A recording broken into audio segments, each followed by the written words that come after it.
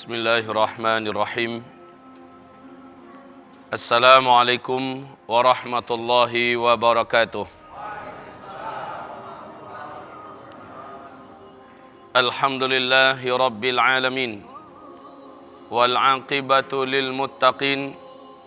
Wala udwana illa 'alal zalimin. Ashhadu an la ilaha illallah wahdahu la syarika lah. وأشهد أن محمدًا عبده ورسوله لا نبي بعده قال الله سبحانه وتعالى في محكم تنزيله بعد العياذ بالله من الشيطان الرجيم يا أيها الذين آمنوا اتقوا الله حق تقاته ولا تموتن إلا وأنتم مسلمون وقال يا أيها الناس اتقوا ربكم الذي خلقكم من نفس واحدة وخلق منها زوجها وبث منهما رجالا كثيرا ونساء واتقوا الله الذي تساءلون به والأرحام إن الله كان عليكم رقيبا وقال يا أيها الذين آمنوا اتقوا الله وقولوا قولا سديدا يصلح لكم أعمالكم ويغفر لكم ذنوبكم ومن يطع الله ورسوله فقد فاز فوزا عظيما اللهم ارحمنا بالقرآن وصدق الله العظيم وقال النبي صلى الله عليه وسلم فإن أصدق الحديث كتاب الله وخير الهدي هدي محمد صلى الله عليه وسلم وشر الأمور محدثاتها وكل محدثة بدعة وكل بدعة ضلالة وكل ضلالة في النار أما بعد معاشر المسلمين wal muslimat, hamba-hamba Allah yang kami muliakan. Marilah kita bersyukur kepada Allah Subhanahu wa taala. Alhamdulillah, kita adalah termasuk yang diberi oleh Allah Subhanahu wa taala nikmat iman dan hidayah Islam. Kita berdoa agar nikmat ini dapat bertahan untuk dan buat kita sampai kita berjumpa dengan Allah Subhanahu wa taala. Amin ya rabbana amin. Kemudian marilah kita bersalawat dan menyampaikan salam untuk Rasulullah Muhammad sallallahu alaihi wasallam. Amma ba'du. Ma'asyiral muslimin. Tema kita pada malam hari ini adalah tentang risalah ilmiah berkaitan dengan takdir.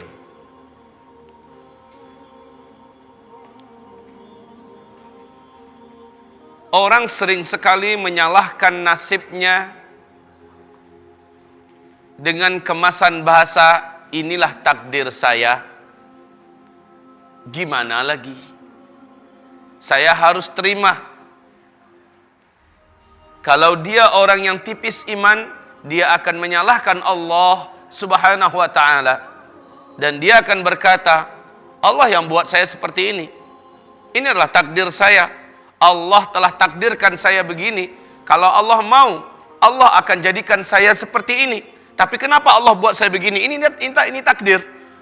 Dia mencoba menyalahkan Allah Subhanahu wa ta'ala di balik keburukan yang dialaminya, di balik musibah yang didapatkannya. La haula wala quwata illa billah. Pada akhirnya dia akan menghujat Allah, menuding Allah, mengatakan Allah tidak adil, mengatakan Allah zalim, dan seterusnya, yang menyebabkan imannya, akidahnya, syahadatnya rontok karena salah dalam memahami takdir. Ma'asyiral muslimin, hamba-hamba Allah sekalian yang kami muliakan. Jangankan kelas kita yang hidup di akhir zaman ini, sedangkan para sahabat Nabi saja dulu pernah hampir salah dalam memahami takdir. Sampai-sampai kesalahan itu bisa membawa mereka kepada putus asa. Contoh, ada 3 hadis, saya bacakan 3 hadis yang menyebabkan para sahabat hampir-hampir putus asa. Tetapi alhamdulillah Rasul sang guru yang sangat santun, sangat lembut dan bijaksana mampu menuntun murid-muridnya, yakni para sahabat-sahabat ini kepada pemahaman yang sahih berkaitan dengan takdir. Contoh, satu hadis yang pertama Rasul berkata sallallahu alaihi wasallam, sebelum Allah menciptakan segala sesuatu, qabla an yakhluqallahu al-khalaiq bi 50,000 sanah. Sebelum Allah Subhanahu wa taala menciptakan seluruh makhluk, langit, bumi, manusia, apapun yang ada di antara langit dan bumi, sebelum Allah ciptakan surga dan neraka, sebelum Allah ciptakan malaikat-malaikat, jin dan sebagainya, 50.000 tahun jaraknya Allah telah menetapkan, Allah telah menuliskan dengan kun fayakunnya di lauhul mahfuz. Di lauhul mahfuz. Lauhul mahfuz adalah catatan yang maha lengkap, maha besar, maha sempurna dari seluruh peristiwa-peristiwa yang akan terjadi, dari seluruh apa-apa yang akan ada. Ini adalah lauhul mahfuz. Allah telah tuliskan di sana, di lauhul mahfuz, segala sesuatu yang akan terjadi, segala sesuatu yang akan ada. 50.000 tahun segala sesuatu itu ada. Sebelum itu ada, sudah Allah tetapkan, ini akan diciptakan nanti. Ini bumi, ini langit, ini pohon, ini laut, ini orang, ini fulan, ini semut, ini jin, ini apa saja, bahkan surga dan neraka akan diciptakan dan semuanya tertulis di lauhul mahfuz. Jaraknya 50.000 tahun. Sudah tertulis semuanya di situ. Apa yang akan terjadi pada hari anu, pada bulan anu, pada tahun anu, sudah tertulis di dalam kitab Lauhul Mahfuz itu sebelum segala sesuatunya ada. Ini yang pertama. Berarti apapun yang akan ada, kesimpulannya apapun yang akan ada kan sudah mengikuti apa yang tertulis. Betul tidak? Mengikuti apa yang tertulis. Orang celaka, orang bahagia, orang baik, orang buruk, dan segala macamnya, bahkan orang masuk surga, orang masuk neraka, sudah tertulis di Lauhul Mahfuz. Hadis ini ditambah dengan hadis yang kedua. Hadis di mana Rasulullah sallallahu alaihi wasallam mengatakan dalam Sahih Muslim, ada orang yang seumur hidupnya mengamalkan amalan-amalan ahli surga, sehingga jarak antara dia dengan surga hanya tinggal 1 jengkal saja lagi. Udah mau mati, dia nggak tahu ajalnya kapan dia mati, sementara dia masih saja mengamalkan amalan ahli surga. Jarak antara dia dengan surga hanya tinggal 1 jengkal saja lagi. Fasabaqa alaihil kitab, ternyata yang tetap di dalam kitab Lauhul Mahfuz, yang tertulis di Lauhul Mahfuz, dia adalah calon penghuni neraka. Sementara sepanjang umurnya mengamalkan amalan ahli surga. Fa'amila amala ahli nar. Lalu dia mengamalkan amalan ahli neraka, mati dalam keadaan mengamalkan amalan ahli neraka, su'ul khatimah, fadakhalan nar. Dia pun masuk ke dalam neraka. Artinya tidak akan meleset. Kalau dia memang sudah pasti akan menjadi ahli neraka, walaupun dia baik seumur hidupnya, dia akan menjadi ahli neraka. Yang tertulis begitu. Ayo Bapak, Ibu, kira-kira salah sangka nggak kita akhirnya? Kira-kira kita akan salah sangka nggak akhirnya? Ditambah lagi lanjutan hadis ini, masih hadis yang sama. Ada orang yang selama umurnya, sepanjang hayatnya, mengamalkan amalan ahli neraka, sehingga jarak antara dia dengan neraka hanya tinggal 1 jengkal saja lagi. Ternyata yang tertulis di Lauhul Mahfuz, dia adalah penduduk surga. Fa'amila amala ahlil jannah, lalu dia pun mengamalkan amalan ahli surga. Dalam keadaan mengamalkan amalan ahli surga, dia banting setir, dia taubat nasuha, baru beberapa saat setelah itu dia pun meninggal dunia dalam keadaan sudah putih semua dosa-dosanya, dan dia meninggal dalam keadaan husnul khatimah. Fadakhalal jannah, dia pun masuk ke dalam surga. Nabi menutup hadisnya, innamal a'malu bi khawatimiha. Sesungguhnya amalan seseorang tergantung kepada penutupan umurnya. Sesungguhnya amalan seseorang tergantung kepada penutupan umurnya. Ngapain dia di akhir hayatnya? Baik kaum muslimin, saya contohkan. Seorang pemuda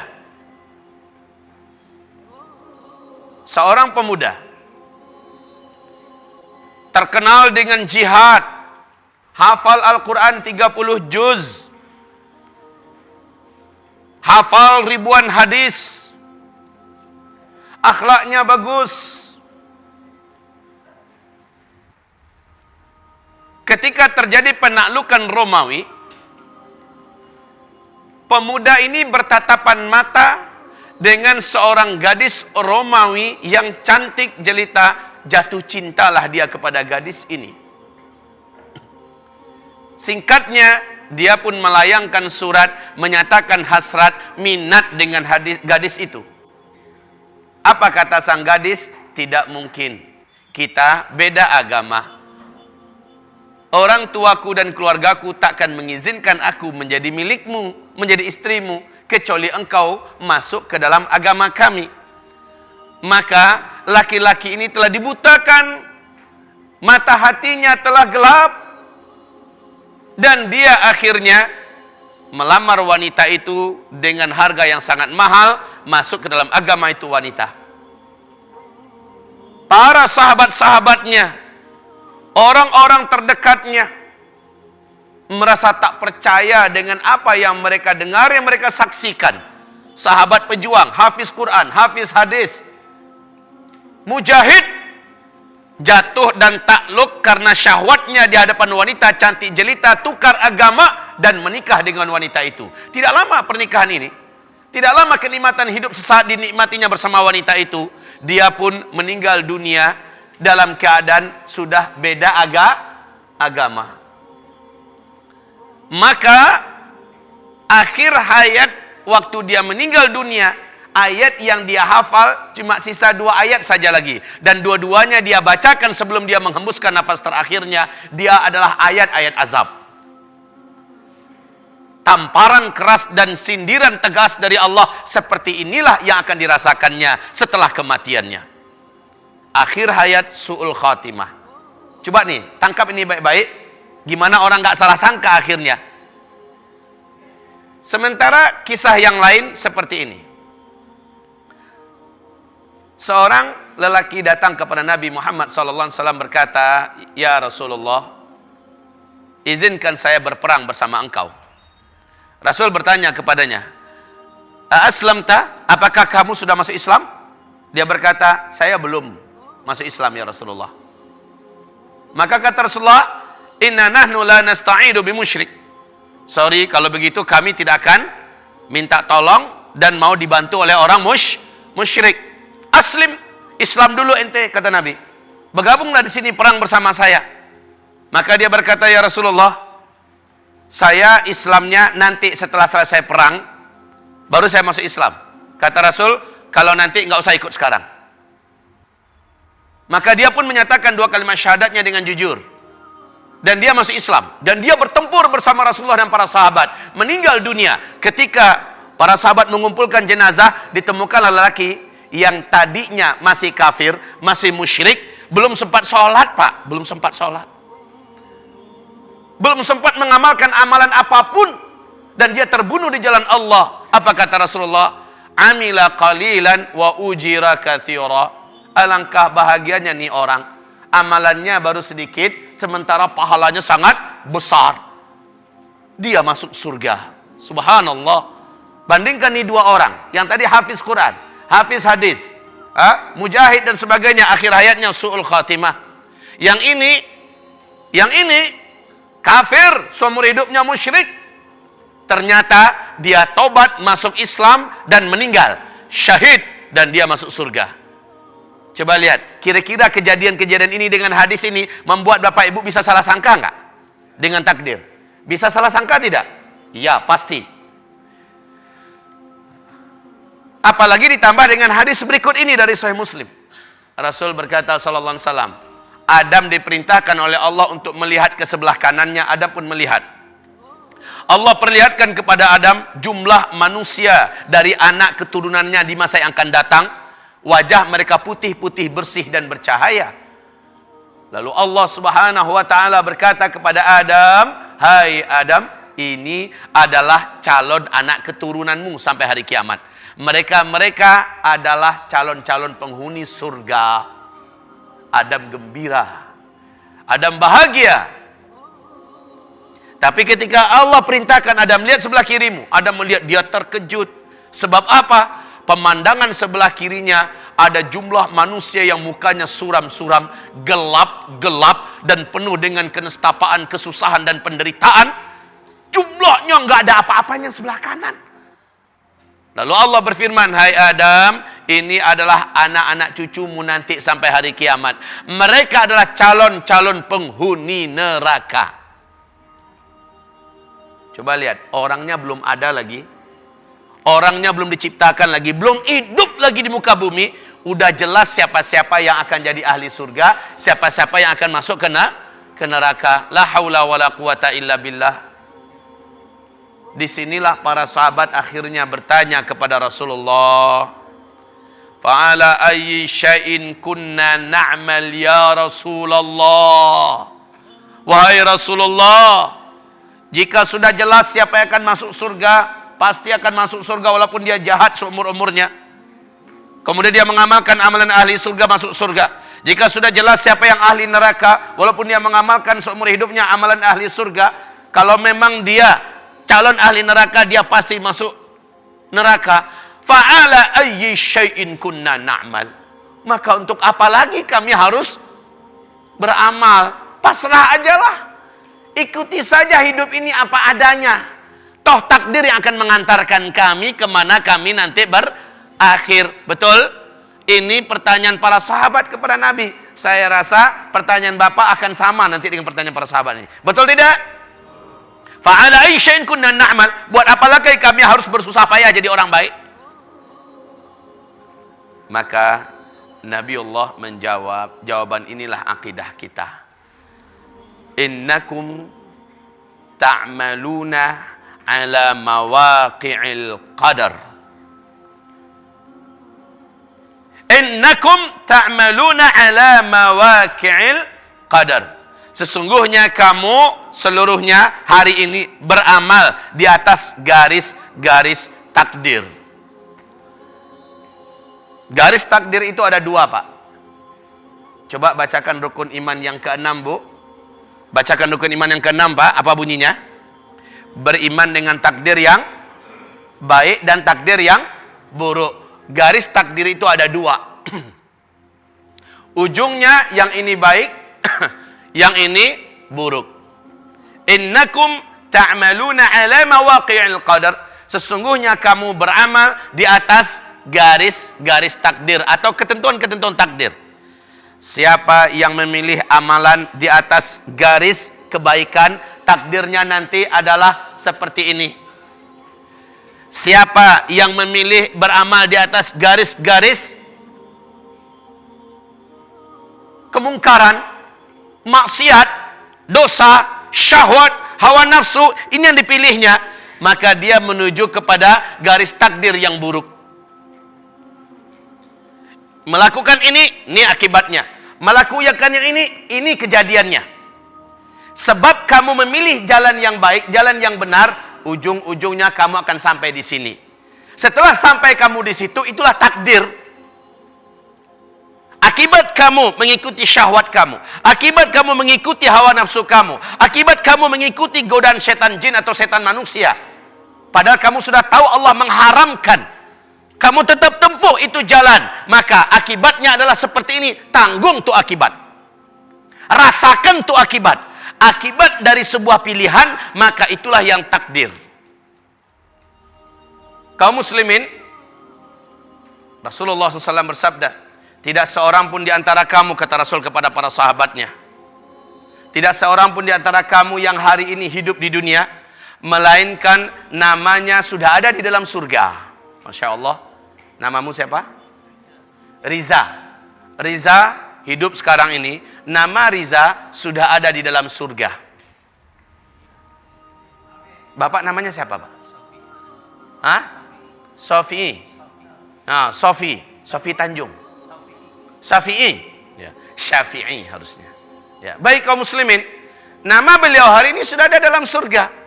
Nama saya sudah dalam surga, nggak perlu diaminkan pun pasti. Pasti nama beliau sudah ada dalam surga. Dalam surga ya, sudah ada nama beliau. Di situ ada satu rumah, Pak. Rumahnya nggak tanggung-tanggung. Gede rumah itu 105 km kali 105 km.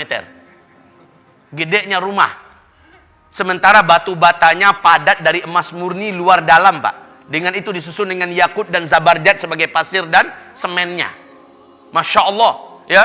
Interior dan eksteriornya satu saja batu mulia yang ditempelkan di dinding rumah orang itu. Seandainya bumi ini dengan seluruh kekayaan bumi dijual, belum kebelik itu satu itu batu. Dengan bahan-bahan termahal, dan di gerbang sana tertulis bahwa istana ini atau rumah ini pemiliknya adalah Syafi'i. Pemiliknya adalah Riza. Pemiliknya adalah Zulkifli. Pemiliknya adalah Datong. Pemiliknya adalah Pak Ujang. Pemiliknya adalah Pak Denok. Dan lain-lain kita semua. Tertulis nama masing-masing bapak di satu rumah yang telah Allah siapkan dalam surga. Onde-mande Ustadz, baraka gadang rumah itu. Hah? Berapa besar tuh rumah? Ya, bapak juga harus nyadar. Allah mengumumkan dalam Al-Quran, besarnya surga adalah seluas langit dan bumi. Padahal itu baru satu surga. Bapak kan tahu, langit sampai hari ini, ruang angkasa sampai hari ini, belum ketahuan berapa luasnya. Belum ketahuan. Itu baru satu surga. Begini kaum muslimin. NASA Amerika telah meluncurkan pesawat ulang-alik tanpa awak. Pada tahun 2001, akhirnya diumumkan kepada dunia bahwa pesawat itu telah hilang. Telah berhasil ditemukan, sampai sebelum dia hilang, telah berhasil ditemukan melalui pantauan untuk pesawat, ya, pesawat ulang-alik tanpa awak, 100 miliar galaksi di ruang angkasa. Satu galaksi saja, garis diameternya mampu menghabiskan perjalanan cahaya selama 50.000 tahun. Satu galaksi. Galaksi kita ini namanya galaksi Bima Sakti. Satu galaksi kita saja menghabiskan perjalanan cahaya 50.000 tahun, Pak. Padahal satu detik perjalanan cahaya 300.000 kilometer. Satu detik perjalanan cahaya. Ini 50.000 tahun baru satu galaksi, garis diameternya. Bagaimana dengan 1 miliar galaksi? Luasnya surga, arduha as-samawatu wal ard. Seluas seluruh langit dan bumi. Masya Allah, luasnya. Itu baru satu surga. Sementara surga itu ada 500 tingkatan. Subhanallah. Satu tingkatan dengan tingkatan yang lain adalah seluas langit dan bumi.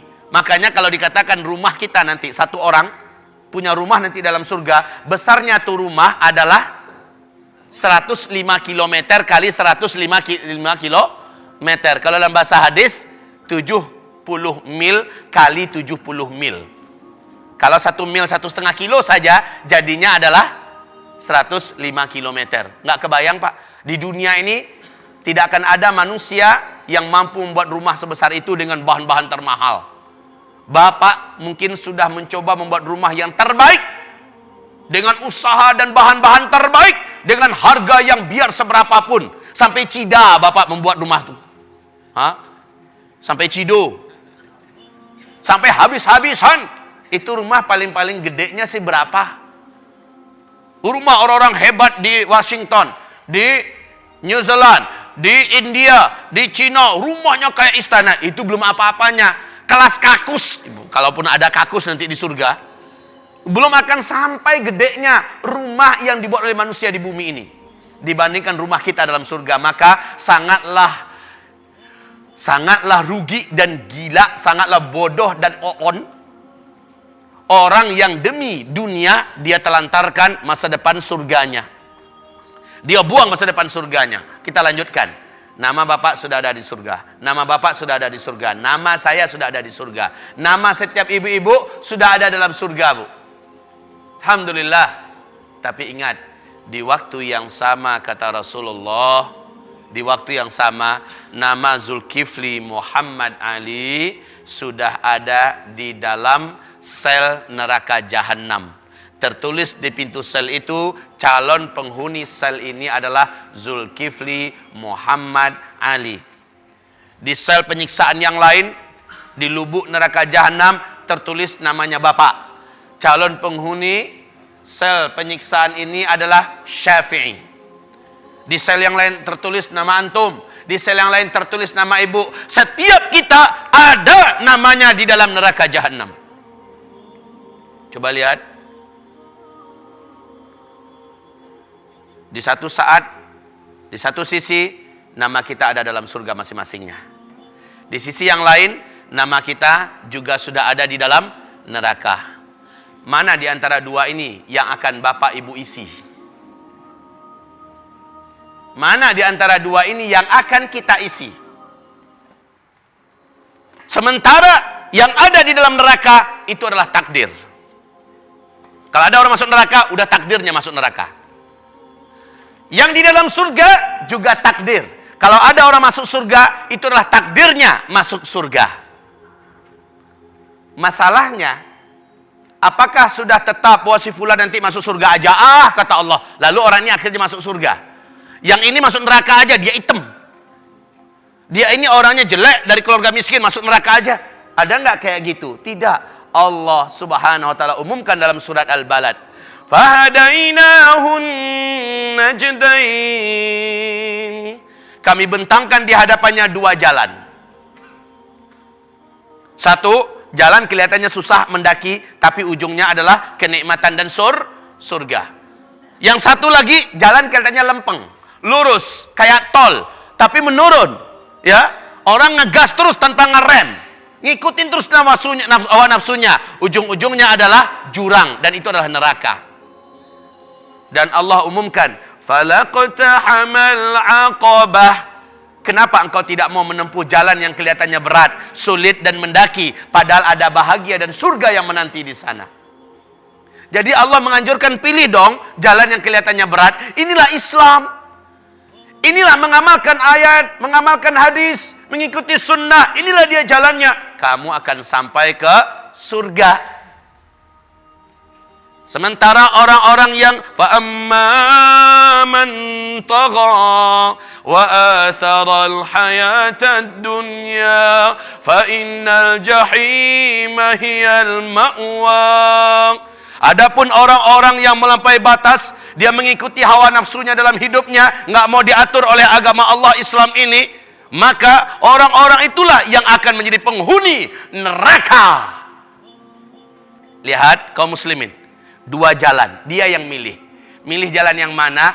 Akhir dari pilihannya itulah takdirnya. Paham?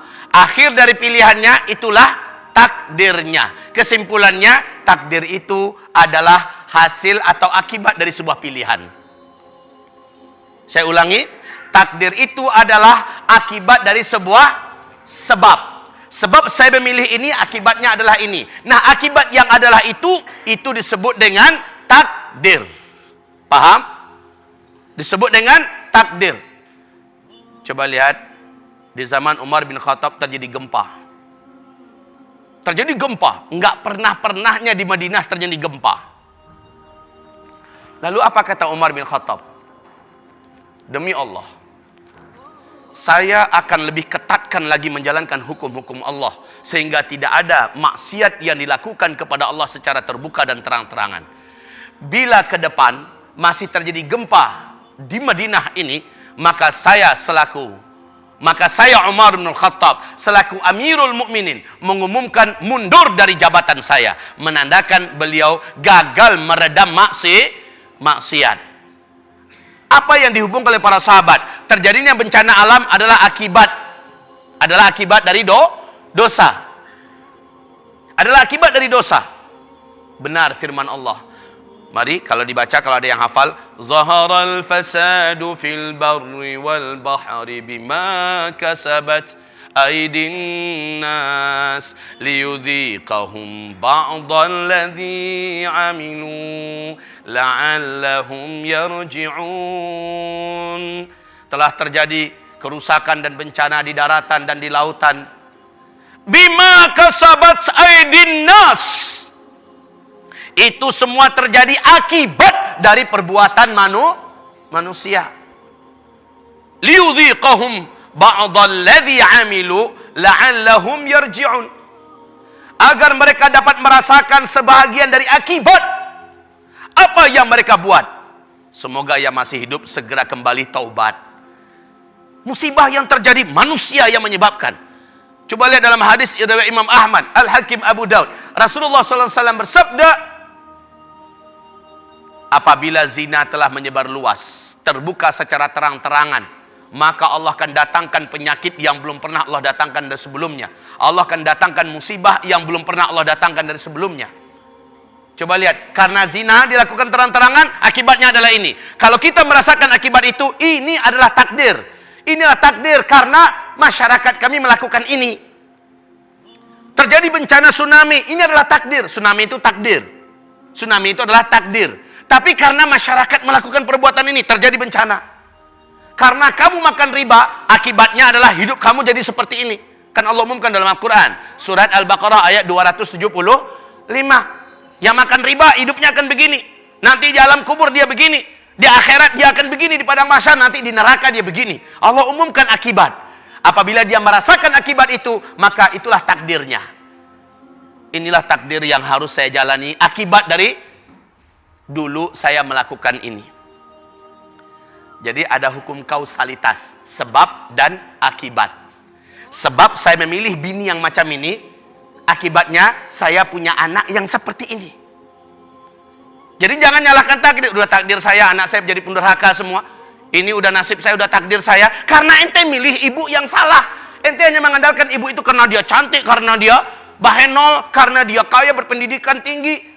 Lalu ente nikah, padahal agamanya centang perenang, akhlaknya naudzubillah. Ente cuma mengandalkan nafsu, padahal agama mengajarkan pilihlah wanita karena agama. Nanti kamu beruntung punya anak, pelayanan hidup kamu darinya sangat indah, kamu akan berasa menjadi laki-laki sejati di hadapan wanita yang seperti itu. Karena ente milih yang begini, akibatnya begini, maka akibat itu disebut dengan takdir. Paham?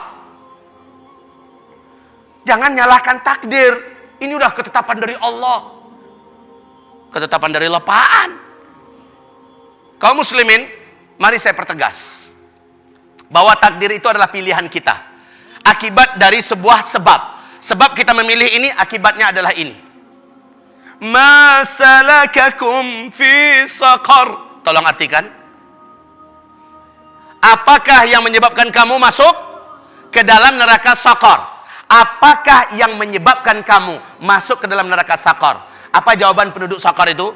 Qalu lam naku minal musallin. Mereka menjawab, dulu kami tidak mau sholat. Karena ente nggak mau sholat, takdir ente masuk neraka Saqar. Sebab ente nggak mau sholat, maka takdir ente masuk neraka Saqar. Jadi ada sebab, ada akibat. Allah sudah larang ini. Kamu jangan buat ya, kamu jangan buat ya, kamu jangan buat ya. Kalau dibuat, maka Allah sudah menyebutkan yang terjadi adalah ini. Itu disebut dengan takdir. Dan takdir itu bisa dipilih nggak kalau begitu? Bisa dipilih nggak? Saya pertegas kembali. Takdir adalah pilihan. Takdir adalah hasil akhir dari sebuah pilihan. Bapak mau tahu takdir bapak nanti bagaimana, Bu? Ibu mau tahu takdir ibu nanti di surga atau di neraka? Sekarang ini ibu bisa tahu loh, Bu. Caranya adalah jalan hidup yang mana yang ibu pilih hari ini. Allah perintahkan ibu agar taat pada suami. Banyak wanita yang membangkang dan melawan kepada suami hari ini. Allah perintahkan ibu agar menutup aurat. Ternyata ibu-ibu hari ini, wanita-wanita hari ini bangga membuka-bukakan auratnya. Ya, dia yang memilih, maka rasakan akibat dari sebuah pilihan yang dia pilih.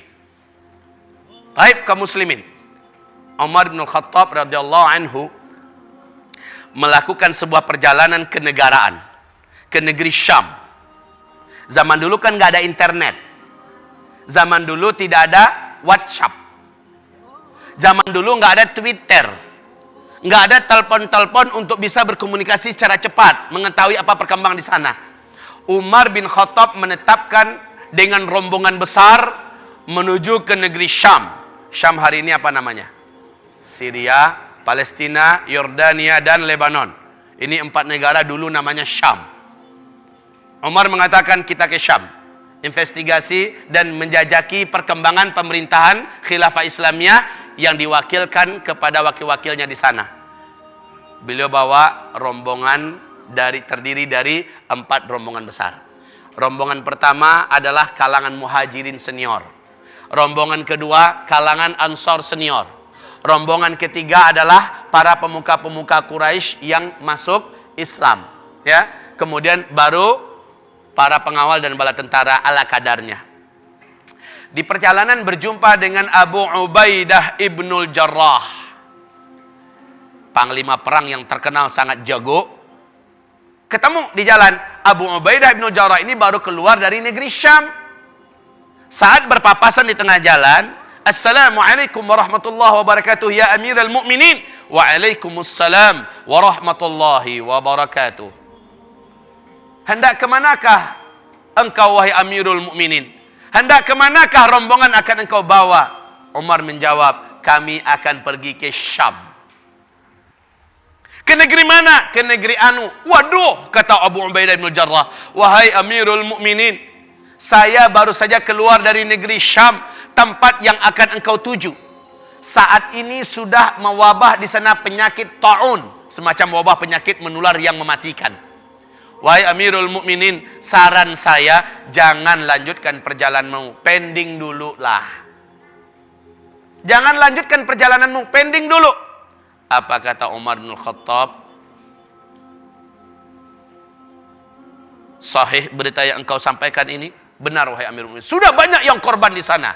Bapak baca dalam sejarah Pak, Bu. Di masa Umar bin Khattab, puluhan ribu manusia meninggal dunia di negeri Syam gara-gara penyakit ta'un, penyakit menular yang amat sangat berbahaya, menular dan mematikan. Ya, Umar bin Khattab lalu berkata, kalau begitu seluruhnya berhenti dulu. Tegakkan tenda di sini. Saya akan musyawarah dengan setiap kita. Dan nanti malam saya akan minta petunjuk dari Allah. Apakah ini diteruskan perjalanan atau balik-balik ke belakang ke Madinah Al-Munawwarah. Besok pagi keputusannya selepas sholat subuh. Ini kata Umar bin Khattab. Maka Umar mulai bermusyawarah. Dipanggil dulu orang-orang muhajirin yang ikut bersamanya. Diminta pandangan mereka. Ya, diminta pandangan mereka. Tuan-tuan sekalian, ini ada seperti ini, kalian sudah tahu. Gimana? Kita teruskan atau kita mundur? Sebagian besar berkata, baiknya kita kembali ke Madinah, wahai Amirul Mukminin. Nanti kan bisa kita lanjutkan ke Syam. Yang lain abstain, nggak memberikan pendapat. Selesai, kemudian dipanggil kelompok Ansar. Gimana pandangan kalian? Hampir sama dengan Muhajirin. Mereka mengatakan kita balik ke Madinah. Sebagian lagi mengatakan abstain. Ya. Lalu dipanggil para pemuka Quraisy yang sudah masuk Islam. Sama, rata-rata mengatakan kita pulang ke Madinah. Nah, Umar bin Khattab lalu tahajud di malam hari itu. Lalu dia angkat tangan berdoa kepada Allah, mohon keteguhan hati, terus atau mundur ke belakang, bagaimana yang baik menurut engkau ya Allah, kuatkan hati hamba. Subuhnya sudah bulat hati Umar bahwa rombongan akan balik lagi ke kota Madinah. Awas ya, rombongan akan balik ke kota Madinah. Udah mantap hatinya, mau diumumkan, datang Utsman bin Affan, nyusul dari belakang. Utsman kaget, loh kok rombongan jadi buat tenda di sini? Apa kata mereka? Ada kejadian seperti ini. Katanya di Syam sedang mewabah penyakit menular. Tempat yang akan kita tuju di sana sedang ada ta'un, penyakit wabah menular yang mematikan. Lalu Umar bin Khattab memutuskan, tegak dulu tenda di sini, besok keputusannya. Apa kata Utsman bin Affan? Saya dengar hadis dari Rasulullah tentang masalah ini. Oh ya? Iya. Saya mau sampaikan langsung hadis ini kepada Umar bin Khattab, kata Utsman bin Affan radhiyallahu anhuma. Lalu ketemulah Utsman dengan Umar. Apa kata Utsman? Saya dengarkan Rasulullah bersabda tentang penyakit menular. Oh, apa itu? Apa itu? Kata Umar. Semangat betul Umar ingin mendengarkannya. Maka kata Utsman, Rasulullah bersabda, apabila kamu mendengar di suatu daerah ada penyakit menular, maka yang di dalam daerah itu tidak boleh keluar dari daerahnya, mesti bertahan di situ. Dan yang di luar tidak boleh masuk ke dalam daerah itu. Ini adalah keputusan yang diputuskan oleh Rasulullah. Mendengarkan itu senyumlah Umar bin Khattab dan bersyukur, alhamdulillah keputusan yang saya ambil ternyata sama persis dengan hadis dari Rasulullah yang baru ini saya dengarkan. Rasul mengatakan yang di luar nggak boleh masuk, yang di dalam nggak boleh keluar. Keputusan Umar adalah balik ke Madinah, maka dia umumkan. Sudahlah dia mengatakan ini keputusan saya dan ini juga ada hadis yang tepat dengan apa yang sudah saya ambilkan keputusannya. Rombongan balik ke belakang. Muaz bin Jabal angkat tangan. Afirarun min qadarillah ya amiral mu'minin. Hai amirul mu'minin, apakah engkau ingin ngajak kita lari dari takdir? Maju, hai Umar. Kalau memang takdirnya kita di sana kena terserang oleh penyakit wabah taun yang menular, mematikan, kita mati di sana, syahid. Kan ada hadisnya. Siapa meninggal karena penyakit menular, dia syahid. Maju, wahai Umar. Kenapa engkau jadi mundur? Ini kan sudah takdir. Haha. Ini kata Muadz bin Jabal. Apa jawaban Umar? Ini jawaban benar-benar seorang yang jenius. Pantasan Nabi mengatakan, kalau ada Nabi yang pantas jadi Nabi setelah saya, Umarlah orangnya. Apa kata Umar? Naam. Nafirru min qadarillah ila qadarillah. Yes. Ya. Kita lari dari satu takdir Allah kepada takdir Allah yang lain. Ayo, ini jawaban yang luar biasa, Pak. Maju terus, takdir Allah kita terserang penyakit menular yang mematikan dan mungkin kita mati di sana. Itu takdir kita. Mundur ke belakang, kita selamat. Takdir Allah yang lain adalah kita tidak terserang penyakit menular yang mematikan, ya. Dan itu adalah takdir yang baik. Takdir maju adalah buruk. Terserang penyakit, mati di situ. Takdir baik adalah mundur ke belakang. Jadi dengan ini kaum muslimin, na'am. Nafirru min qadarillah ila qadarillah. Iya, kita lari dari satu takdir Allah kepada takdir Allah yang lain. Maknanya apa? Takdir itu adalah sebuah akibat dari sebuah sebab. Sebab saya memilih ini, terjadi ini. Sebab saya memilih ini, terjadi ini. Takdir itu ada dua. Takdir baik dan takdir buruk. Dan ini wajib kita imani. Takdir adalah sebuah pilihan, akibat dari sebuah pilihan. Kita lanjutkan setelah sholat isya. Jangan kemana-mana, tetaplah di tempat. Kita laksanakan sholat isya dulu. Astaghfirullah ya Allah, subhanakallah wa bihamdika, asyhadu an la ilaha illa anta, astaghfiruka wa atubu ilaik. Bismillahirrahmanirrahim. Alhamdulillah. Wassalatu wassalamu ala Rasulillah sallallahu alaihi wasallam. Bapak Ibu sekalian, hamba-hamba Allah yang kami muliakan.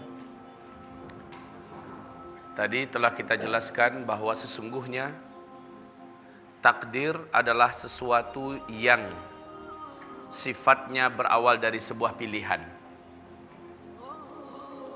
Hari ini apa yang kita rasakan, apa yang kita dapatkan hari ini adalah akibat daripada masa lalu.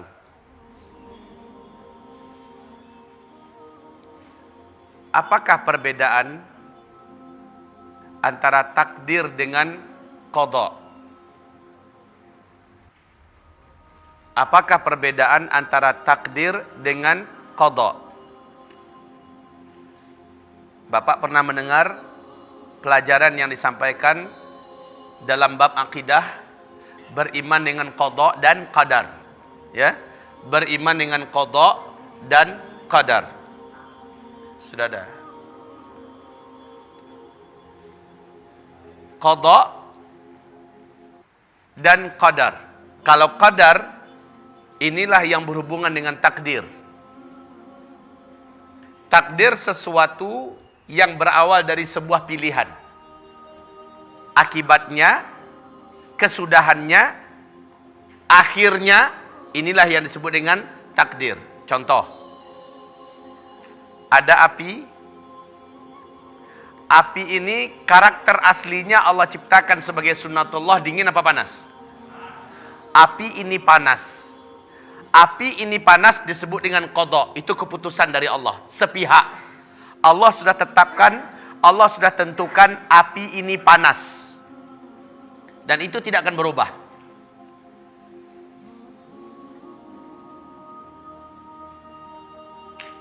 Allah Subhanahu wa taala tidak memasukkan sedikit pun kepada qadanya ini apapun yang berhubung dengan kita. Baik, maksudnya bukan kehendak saya api ini panas, bukan kehendak saya api ini dingin. Dia kehendak sepihak dari Allah Subhanahu wa taala.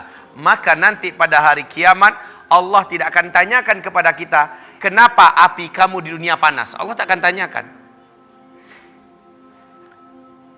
Kaum muslimin yang kami muliakan, bapak terlahir ke muka bumi, jenis kelaminnya apa? Laki-laki. Itu namanya qada. Keputusan sepihak dari Allah Subhanahu wa ta'ala. Maka bapak lahir ke muka bumi sebagai laki-laki adalah qada, keputusan dari Allah. Allah tak akan tanya nanti pada hari kiamat, hai fulan, kenapa kamu dulu di dunia laki-laki? Karena itu qada, keputusan sepihak dari Allah, wajib kita terima. Wajib kita terima karena itu keputusan sepihak dari Allah, dan itu tidak akan merugikan kita. Allah telah mengqadakkan, menetapkan bahwa negeri Arab, negerinya tandus, panas, itu qada Allah. Tidak ada campur tangan urusan manusia di situ. Allah tak akan tanya nanti kenapa Arab panas. Allah tak akan tanya. Dan kita terlahir di Indonesia, kita terlahir di Arab, terlahirnya kita di negeri mana itu qada Allah itu. Kita terlahir dari keluarga miskin, kita terlahir dari keluarga yang jahil, kita terlahir dari keluarga yang kafir, itu qada Allah. Allah tidak akan tanya nanti pada hari kiamat, kenapa orang tuamu ketika kamu lahir kafir? Allah tak akan tanya, itu sudah qada dari Allah. Maka yang sifatnya qada, Allah tak akan hisab nanti kita pada hari kiamat. Kenapa ibu kamu perempuan? Itu qada Allah. Allah tak akan tanya. Tapi yang sifatnya qadar, Allah tanya. Kenapa kamu tidak sholat? Maunya kita sholat atau tidak sholat itu pilihan kita enggak? Pilihan kita. Maka Allah tanya nanti kenapa kamu tidak sholat. Kita cari duit nih. Cari duit, lalu membelanjakan duit yang sudah kita dapatkan. Ada unsur pilihan kita enggak di situ? Bagaimana cara kita mendapatkan duit? Kemana kita pergikan? Untuk apa kita pergikan duit itu? Ada unsur pilihan enggak di dalamnya? Maka Allah tanya nanti pada hari kiamat. Wa an malihi, tentang hartanya, min ainak tasabahu wa fima anfaqah. Dari mana cara dia mendapatkan? Bagaimana cara dia mendapatkan? Dan kemana dia belanjakan hartanya? Bagaimana cara mendapatkan? Ada unsur pilihan kita di dalamnya. Dari cara yang haram, dari cara yang halal, dari cara menipu, dari cara merampok, dari cara nyogok, dari cara apa? Allah akan tanya kita nanti pada hari kiamat. Lalu kemana kita pergikan? Juga Allah tanya. Wa fima anfaqah, kemana dia pergikan? Ini adalah sesuatu yang ada masuk ruang pilihan kita di dalam. Kita yang memilih. Maka Allah tanya nanti pada hari kiamat. Nah, kaum muslimin yang kami muliakan, antara qada dan qadar. Qada. Lihat. Qada tulisannya seperti ini, qadaun. Sementara qadar seperti ini. Qadrun atau qadarun.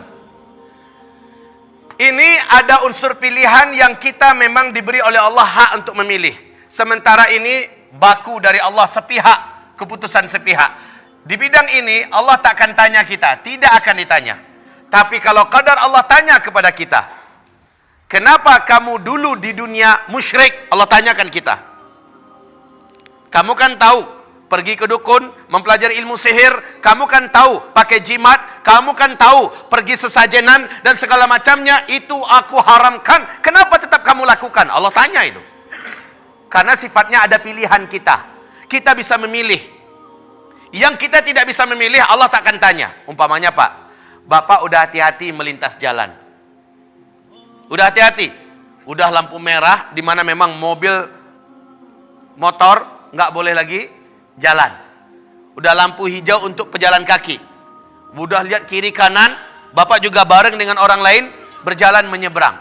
Tiba-tiba ada motor super ngebut dari kejauhan dengan kecepatan 180 km per jam. Yang kena tepat Bapak. Cuma Bapak sendiri yang kena patah-patah dan mati di tempat. Allah tanya nggak Bapak di hari kiamat, kenapa kamu matinya ditabrak motor? Tidak, Allah tanya, kenapa tidak ada unsur pilihan kita di dalam hal itu? Emang mau milih bahwa saya mau matinya ditabrak motor? Enggak. Beda dengan orang yang meletakkan lehernya di atas rel kereta api 100 meter kereta mau jalan. Beda, itu namanya bunuh diri. Allah tanya nanti, kenapa kamu mengakhiri hidup kamu dengan cara bunuh diri? Karena ada pilihan dia. Dia gantungkan tali, dia buat simpul, lalu dimasukkannya ke dalam lehernya dan dia tendang. Dia tendang kursinya, mampus, bunuh diri. Dia akan dihisap pada hari kiamat. Kenapa kamu akhiri hidup kamu dengan cara seperti itu? Dan dia dimasukkan ke neraka, kekal di dalam neraka. Qadha, keputusan sepihak. Yang ditabrak motor tanpa keinginan dia udah hati-hati, dia udah ikuti jalur, tanpa keinginannya dia meninggal, maka Allah tak akan hisap dia nanti dalam keadaan itu. Itu namanya qadha.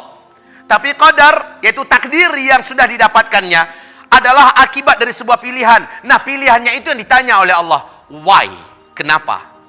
Ditanya oleh Allah Subhanahu wa taala. Kaum muslimin yang kami muliakan, ini saya, ini bapak, ini ibu. Disebutkan saat ada persimpangan jalan, kita harus memilih di antara persimpangan itu. Ujung dari persimpangan jalan ini adalah takdir, ya. Takdir yaitu surga. Yang kanan adalah surga, yang kiri adalah neraka. Udah takdirnya masuk neraka, udah takdirnya masuk surga.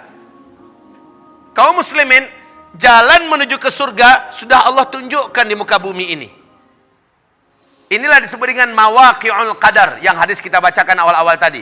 Sesungguhnya kamu beramal di atas garis takdir menuju kebaikan dan kebahagiaan surga adalah kamu jalani dan kamu tempuh Islam ini secara kafah. Kamu lawan hawa nafsu kamu.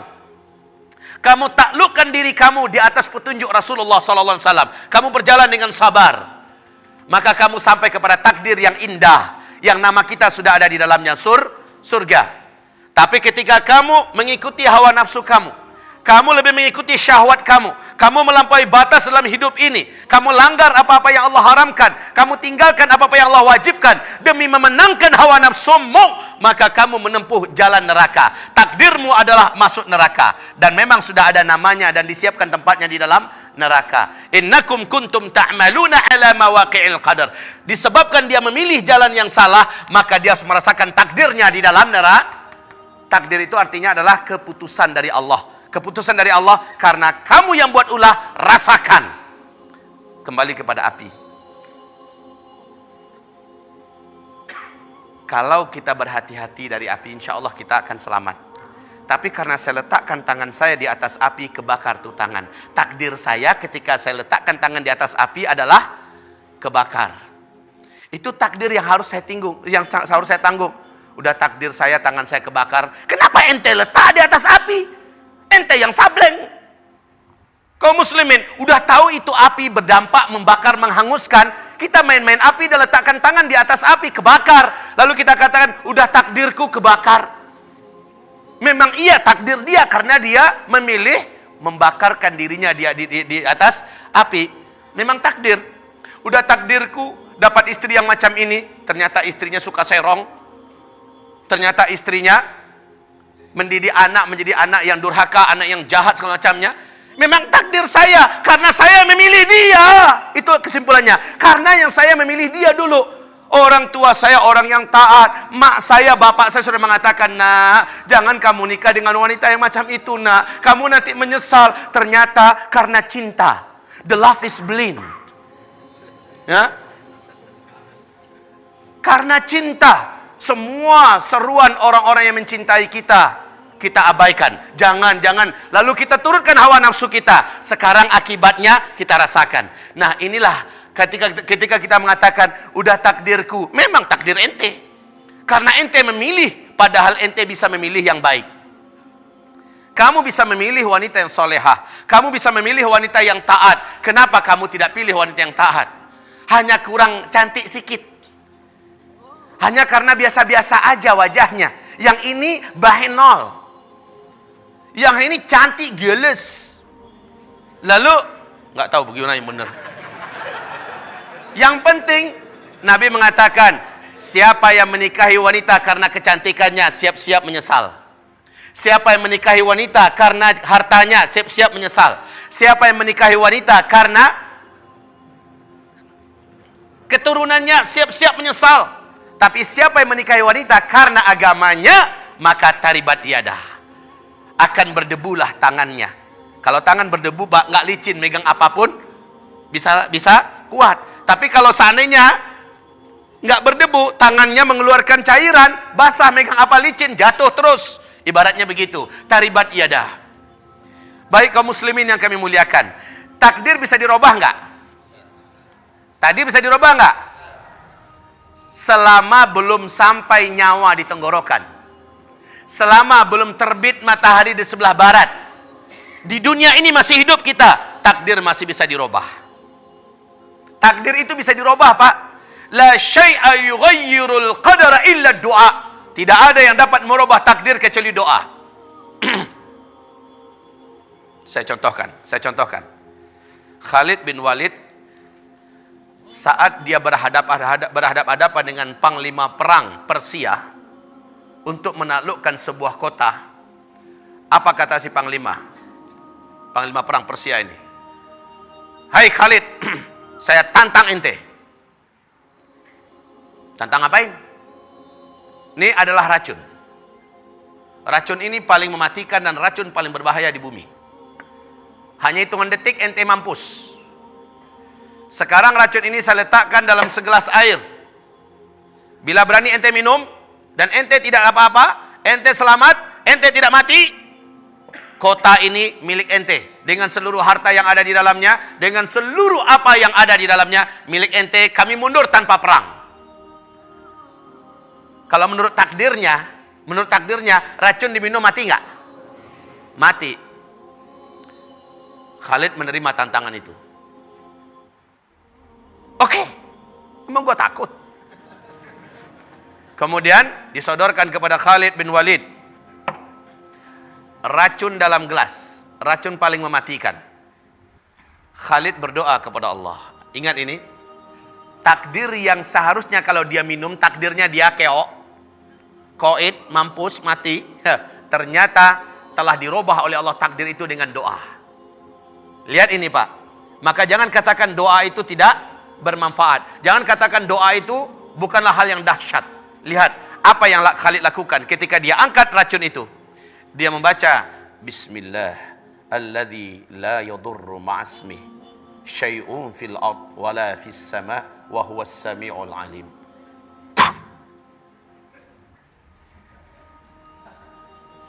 Ini bukan amalan dukun ya. Ini bacaan sunnah. Dengan nama Allah yang tidak ada mudarat sesuatu apapun yang ada di langit dan yang ada di bumi. Dengan nama Allah nggak ada mudarat. Racun itu bermudarat nggak? Karena dia memilih racun untuk diminumnya, tapi dia mendoakan ke atas racun itu, doa yang diajarkan oleh Rasulullah dengan nama Allah yang tidak ada mudarat sesuatu apapun yang ada di langit dan yang tidak ada di bumi. Dialah Allah yang Maha mendengar lagi Maha mengetahui. Kemudian beliau meminumnya. Bismillah. Habis satu gelas. Si panglima Persia menunggu-nunggu. Mampus lo, mampus. Mati. Khalid bilang, tambah. Ente mau tambah. Secara sunnatullah, sebab dia minum racun, akibatnya ini nggak terjadi, takdir nggak berlaku. Ini yang dimaksud dalam hadis Nabi, tidak ada yang dapat merubah takdir kecuali doa. Dan Khalid telah mendoakan ke sana. Kaum muslimin yang kami muliakan, masih ingat kisah Ghulam yang akan dibunuh oleh raja?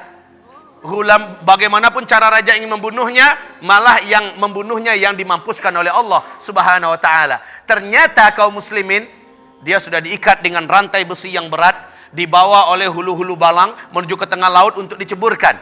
Apa bahasa doanya? Allahumma kfinihim bima syi'ta. Ya Allah, selamatkan aku dengan caramu dari orang-orang ini. Mereka seluruhnya tenggelam. Si Ghulam balik ke ke istana dalam keadaan selamat. Loh, masih hidup? Kemudian dibawa ke puncak bukit, jatuhkan dia di sana. Secara sunnatullah, dia dalam keadaan diikat, orang yang membawanya orang yang kuat-kuat. Secara hitungan takdir, harusnya dia sudah tidak ada. Dia kembali, ternyata yang membawanya yang jatuh seluruhnya. Allahumma kfinihim bima syi'ta. Kaum muslimin coba perhatikan ini, ketajaman dan kekuatan doa. Memang benar, la syai'a yughayyirul qadara illa doa. Tidak ada yang dapat merubah takdir kecuali doa. Saya ingatkan kepada Bapak Ibu, kisah seorang da'iyah dan ustazah di Mesir, namanya Sayyidah Zainab Al-Ghazali. Terkenal, Pak. Dia masuk penjara, difitnah. Di dalam penjara, hukuman untuknya adalah dibunuh. Cara membunuhnya kejam, Pak. 3 ekor anjing elder, yang tinggi-tinggi gede, dilaparkan selama 1 minggu. Kemudian saat eksekusi, Ustazah Sayyidah Zainab Al-Ghazali ini dilepongkan apa bahasanya? Dipolesi dia dengan bau-bauan yang sangat merangsang selera anjing untuk melahapnya. Maklum orang Padang, sesekali keluar aslinya.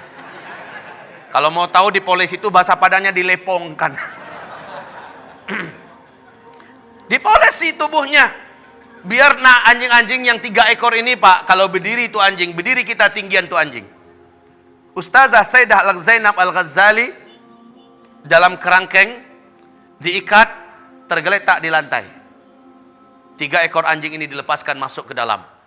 Pintu dikunci dari luar, pintu besi. Menurut hitung-hitungan para ofisir penjara, setengah jam udah habis. Ternyata subhanallah apa yang terjadi, Pak? Ini mengguncang dan ini membuat banyak perubahan. Ini menjadikan banyak orang yang taubat. Subhanallah. Setengah jam kemudian, yang jelas nggak terdengar suara. Biasanya kalau anjing lapar berebutan makan kan kedengaran kan? Ini enggak. Pas dibuka kembali pintu penjaranya, kelihatan Ustazah Da'iyah Sayyidah Zainab Al-Ghazali ini tetap duduk dengan baiknya seperti biasa. 3 ekor anjing ini, 1 di kanan, 1 di kiri, 1 di depan, sambil goyang-goyangkan ekornya kayak jaga tuannya. Secara hitung-hitungan sebab akibat harusnya ini udah nggak ada. Coba lihat bagaimana doa mampu merubah. Nabi Yunus dalam perut ikan, Allah mengatakan, laula an kana minal musabbihin lalabitha fi batnihi ila yaumi yub'atsun.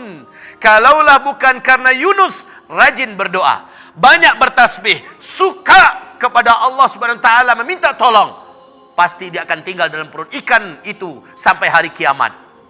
Coba dalam hitungan takdir, orang kalau udah masuk perut ikan, Pak, di dalam itu ada oksigen nggak? Nggak ada. Berapa lama di dalam perut ikan? Berbeda para ahli tafsir. Ada yang mengatakan 1 minggu, ada yang mengatakan 20 hari, ada yang mengatakan 40 hari. Udahlah, kalau kita ngitung 1-2 jam aja udah nggak ada itu udah. Karena nggak ada oksigen, nggak ada yang bisa dimakan. Cairan yang menyelimuti Nabi Yunus dalam perut ikan, cairan beracun yang bisa mematikan siapapun makhluk hidup. Ternyata dia tetap hidup. Secara hitungan takdir harusnya dia sudah tidak ada. Tetapi doa Nabi Yunus menyelamatkan dia. Ini disebut dengan tidak ada yang mampu merubah takdir kecuali doa. Anak saya udah terlanjur, Pak Ustadz. Udah terlanjur apaan? Dia udah terlanjur pindah agama. Dia kawin dengan lelaki pilihannya. Sekarang dia sudah masuk ke agama lain. Ini takdir ente. Karena ente dulu mendidiknya tidak di atas pendidikan agama yang kuat. Ente masukkan dia di sekolah Saverius. Memang ada sekolah Saverius, ya, sekolah SD yang untuk sekolah Kristen. Lalu karena sekolah itu bergengsi, ente sambungkan dia ke sekolah Kristianus. 3 SMP karena bergengsi, apalagi ada beasiswanya. Lalu ente lanjutkan ke sekolah Octavianus. Ke sekolah-sekolah yang menurut ente hebat, bagi ente prestasi itulah dunianya maju. Nah, sekarang anak ente udah besar. Dia tidak menghormati ente. Dia tidak menganggap ente seujung kuku pun.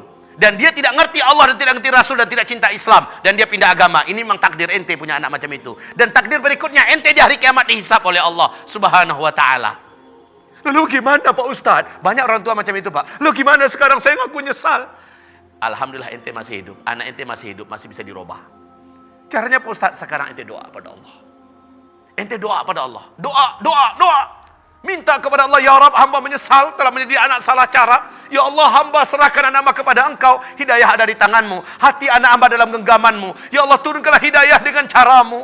Ya Allah, robahlah anak hamba. Lunakkan hatinya, terangilah hatinya dengan hidayahmu. Dan terus doa siang malam. Selepas tahajud, doa lagi sebut anaknya. Pasti Allah akan kabulkan doa. Pasti Allah akan kabulkan doa. Yang gak bisa dirubah itu adalah qadha.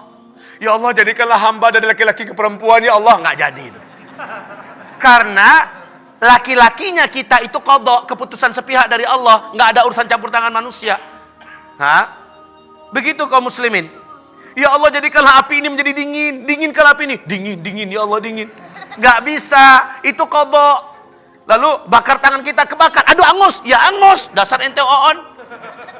Bapak Ibu yang kami muliakan, api panas. Kalau terjadi api dingin itu hanya mukjizat, dan itu terjadi pada Nabi Ibrahim. Itu namanya mukjizat karena qadha dirubah oleh Allah. Itu namanya mukjizat. Ketika ada sesuatu yang tidak mungkin ternyata itu terjadi, maka itu adalah mukjizat. Ada juga namanya karamah. Taib kaum muslimin yang kami muliakan. Sekarang kita kembali kepada takdir.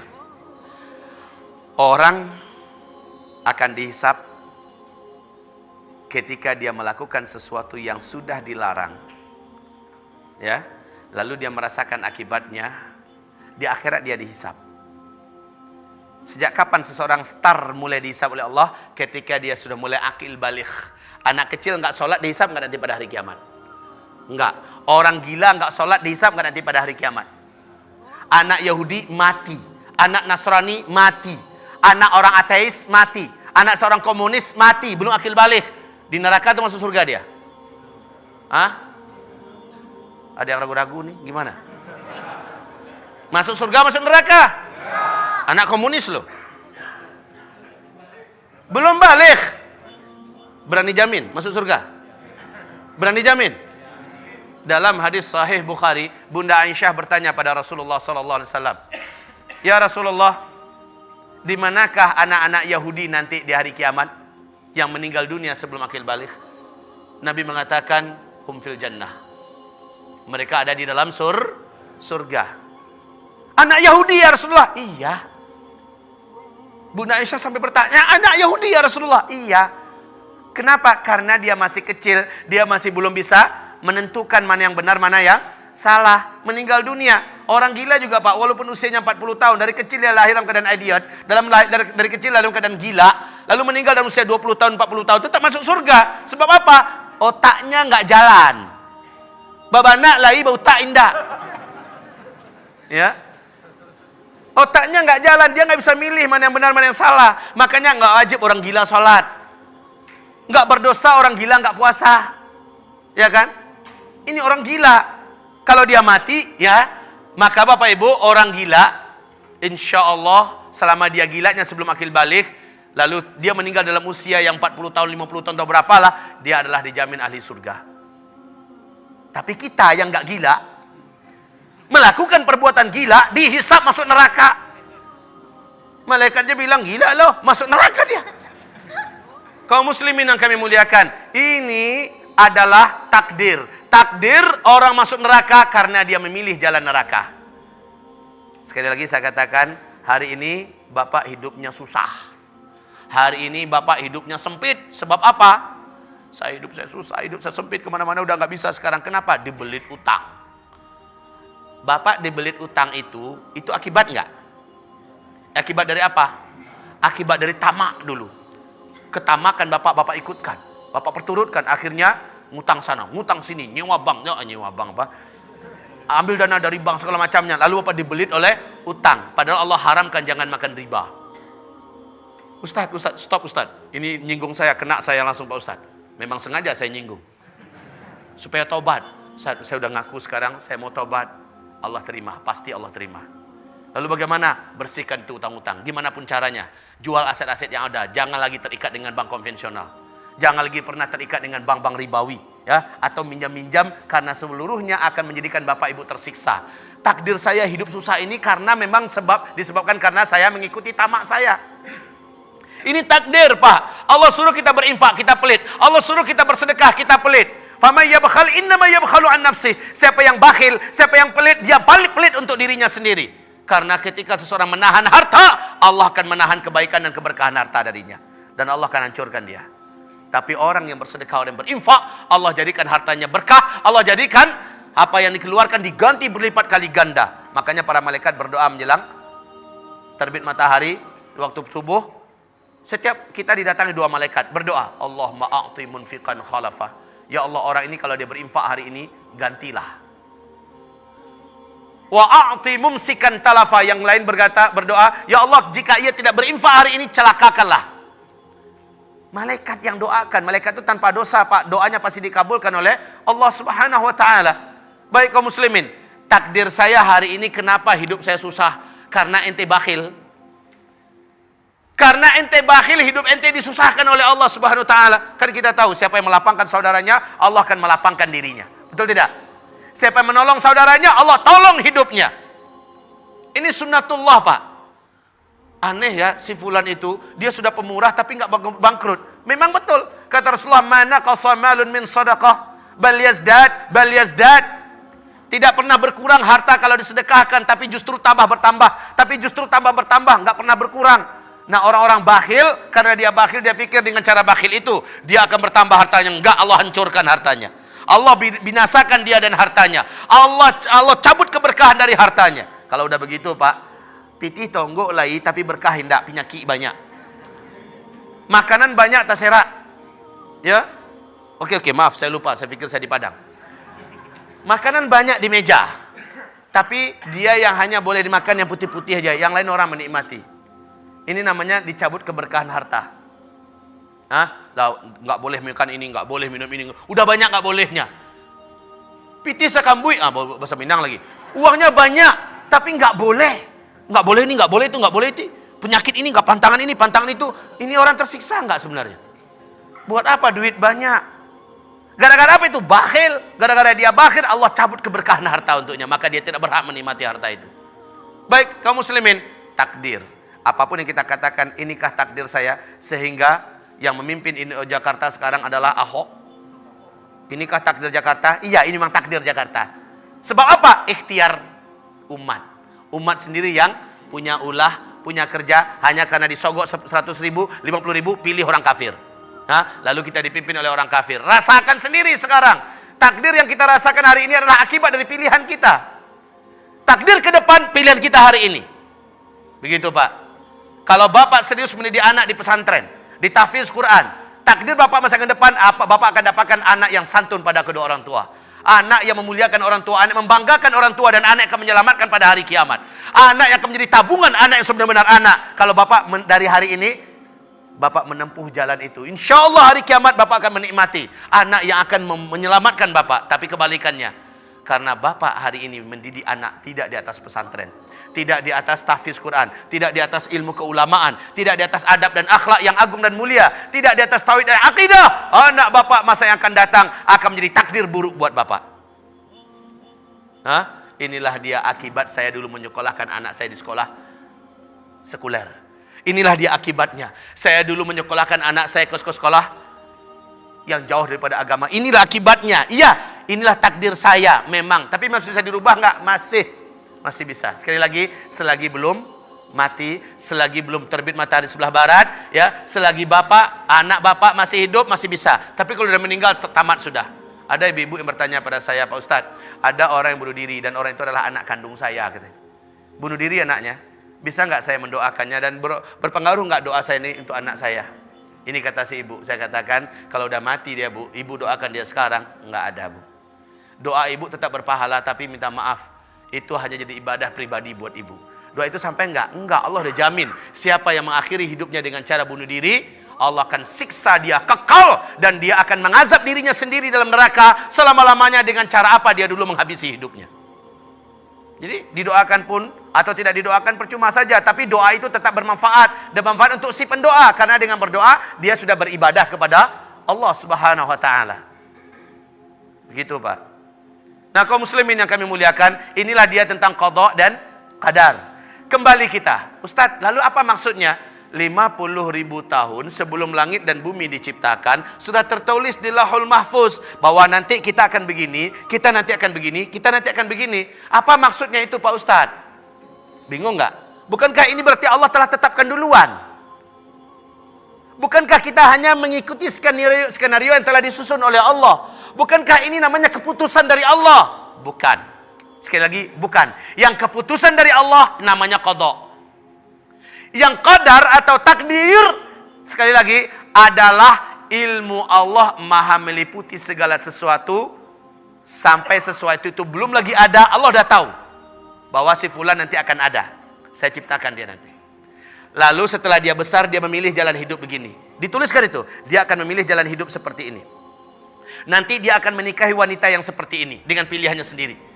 Nanti dia akan mengakhiri hidupnya dengan cara bunuh diri dengan pilihannya dan keinginannya sendiri, ya. Kemudian dia akan diazab di neraka. Di dalam kubur dia disiksa, di neraka dia diazab. Seluruhnya tertulis sebelum orang ini diciptakan. Tapi berangkat dari pilihan orang itu, dan Allah Maha tahu dia yang milih. Padahal sudah banyak menasihati, jangan kamu lakukan ini, jangan kamu buat itu. Dia abaikan semua nasihat orang. Nuraninya berkata ini tidak baik, tapi tetap dia lakukan. Tetap dia lakukan, dia milih. Maka nanti pada hari kiamat Pak, pilihan kita tidak akan disesalkan kepada Allah. Dan setiap orang-orang yang akan disiksa mengakui dosa-dosanya. Mengakui dosa-dosanya. Mereka tidak akan menyalahkan Allah. Mereka mengakui, benar hamba dulu berzina, benar hamba dulu makan riba, benar hamba dulu merampok, benar hamba dulu membunuh, benar. Dia mengakui, benar. Ya Allah, ya Rabb, ya. Waktu itu dia taubat, dah terlambat. Taubat itu di dunia. Waktu itu dia menyesal, sudah terlambat. Memang setiap takdir buruk akan berujung pada penyesalan. Tapi penyesalan ketika itu sudah tidak bermanfaat. Berair mata, darah sekalipun, Allah tak akan peduli dengan orang ini. Qala khsa'u fiha wa la tukallimuni. Diam kalian.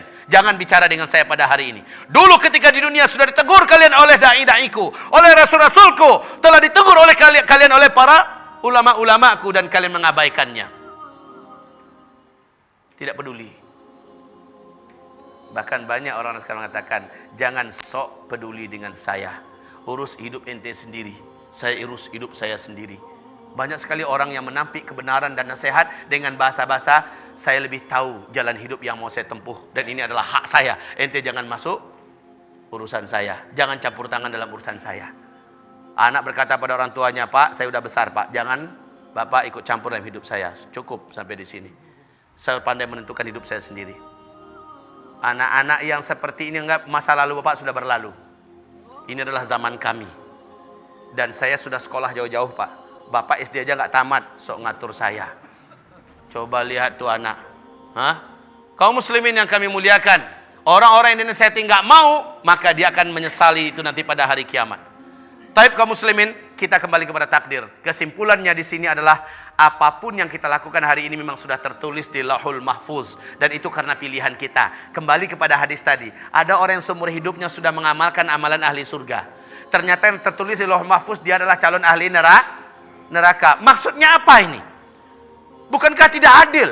Sudah dia baik-baik seumur hidupnya, ternyata yang tertulis di Lauhul Mahfuz dia adalah ahli neraka. Pak, Bapak tahu kan?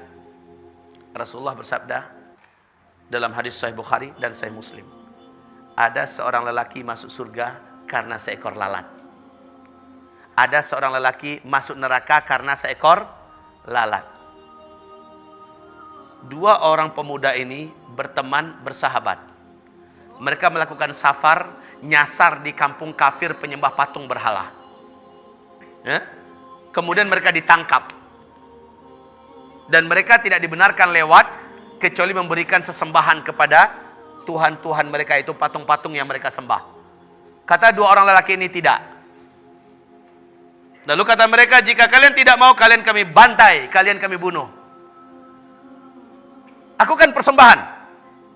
Korbankan sesuatu dari makhluk yang bernyawa. Maka apa kata seorang lelaki? Kalau seekor lalat saya tangkap, saya persembahkan dan saya korbankan untuk patung-patung berhala Tuhan-Tuhan kalian ini, Saya bisa lewat enggak? Ya, boleh. Maka dia pun menangkap seekor lalat dan dia persembahkan kepada patung ini. Singkatnya hadis itu mengatakan laki-laki ini ternyata mati. Fadakhalan nar, laki-laki ini masuk neraka. Kenapa? Dia telah memberikan sesajen kurban kepada selain Allah, dan itu syirik, Pak. Syiriknya syirik besar. Dengan keinginannya, dengan pilihannya sendiri dia lakukan itu, maka dia mati dalam keadaan seperti itu. Sementara yang satu lagi, sekarang giliran ente, nggak mau gitu. Kalau ente tidak mau, ente mati. Di tangan ente saya mati, tidak di tangan ente pun saya juga akan mati, dan mati saya tetap pada jadwalnya. Menyembahkan, mempersembahkan sesuatu dari makhluk hidup, maka itu hanyalah untuk Allah, dan itulah bentuk ibadah, dan saya tidak akan beribadah kepada Tuhan-Tuhan ente itu, patung-patung itu. Jadi ente memilih untuk menolak? Iya. Ente kami bunuh? Silakan. Dibunuh, masuk surga kata Rasulullah. Coba dengan pilihannya laki-laki ini, dia mempertahankan akidahnya, dia masuk surga. Yang tadi dengan pilihannya, dia mempersembahkan seekor lalat kepada patung-patung dan berhala, dan dia mati, dia masuk neraka. Ini pilihan, Pak. Ini pilihan. Apapun pilihannya, maka Allah Maha tahu itu. Dengan dipilihannya sendiri, dia mengamalkan amalan ahli neraka. Dengan pilihannya sendiri, dia mengamalkan amalan ahli neraka. Bukan Allah yang menetapkan, dia yang milih. Di akhir hayat kita, ini sakarat.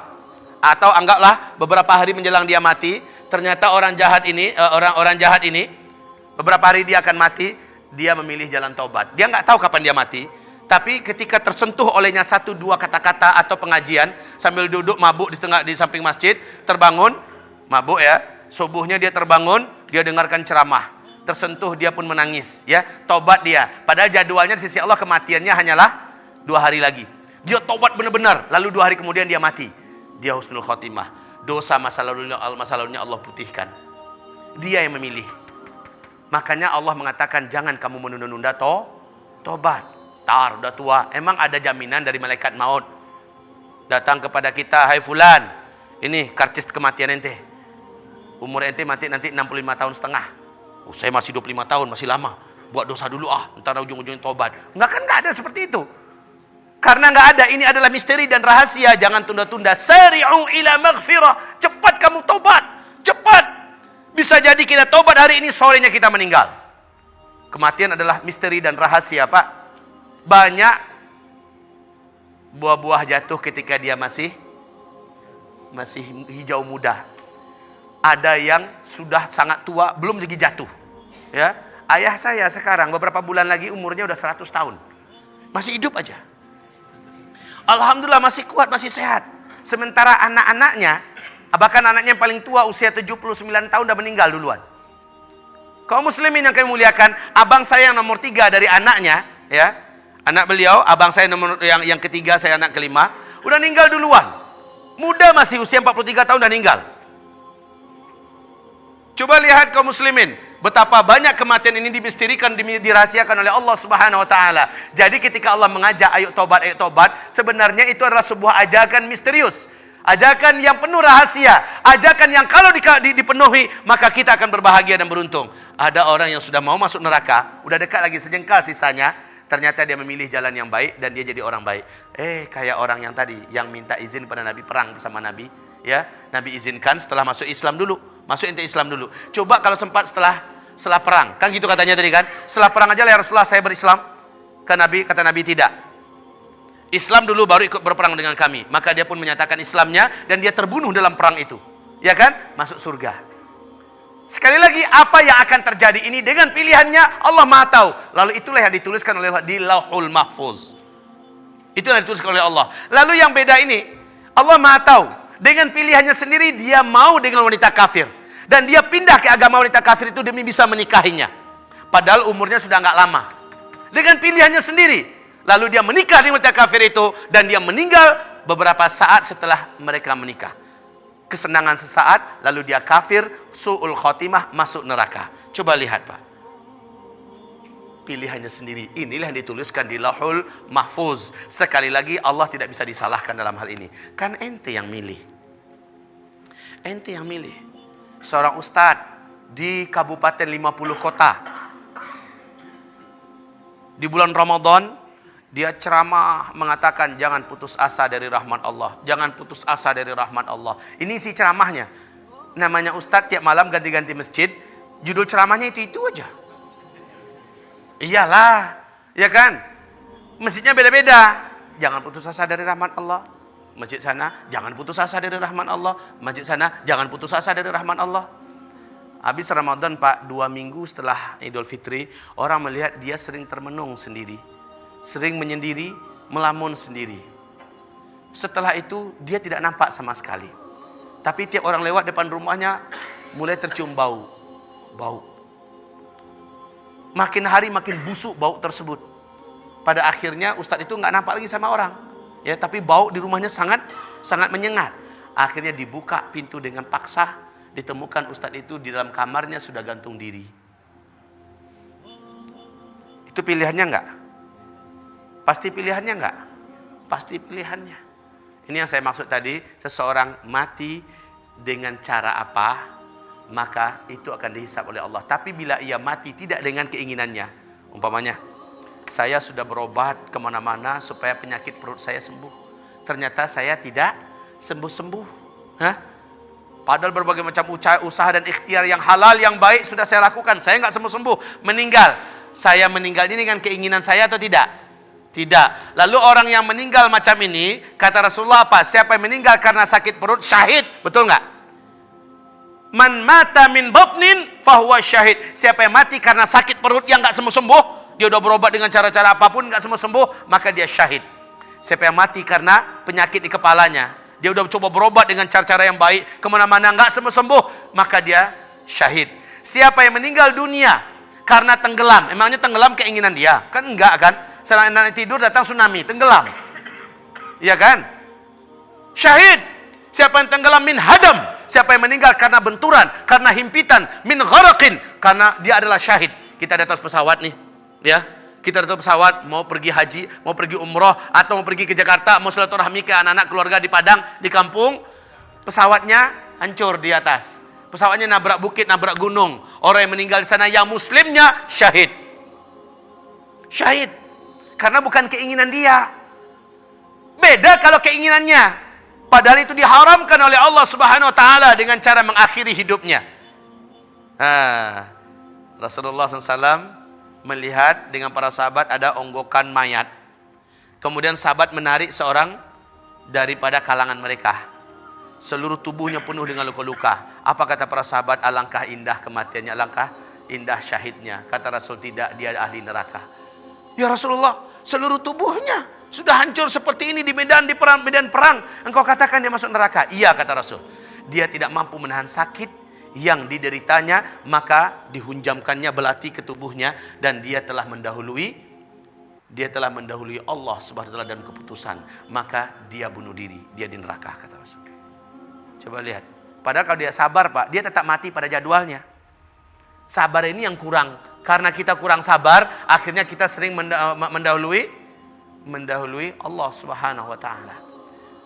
Inilah dia penyampaian kita pada malam hari ini. Dapatlah Bapak bedakan, Bapak jangan lagi meratapi takdir, karena takdir semua yang kita rasakan adalah sebuah akibat daripada pilihan kita. Apa yang Bapak lakukan hari ini, takdir Bapak ke depan itu jelas. Lihatnya dari sekarang.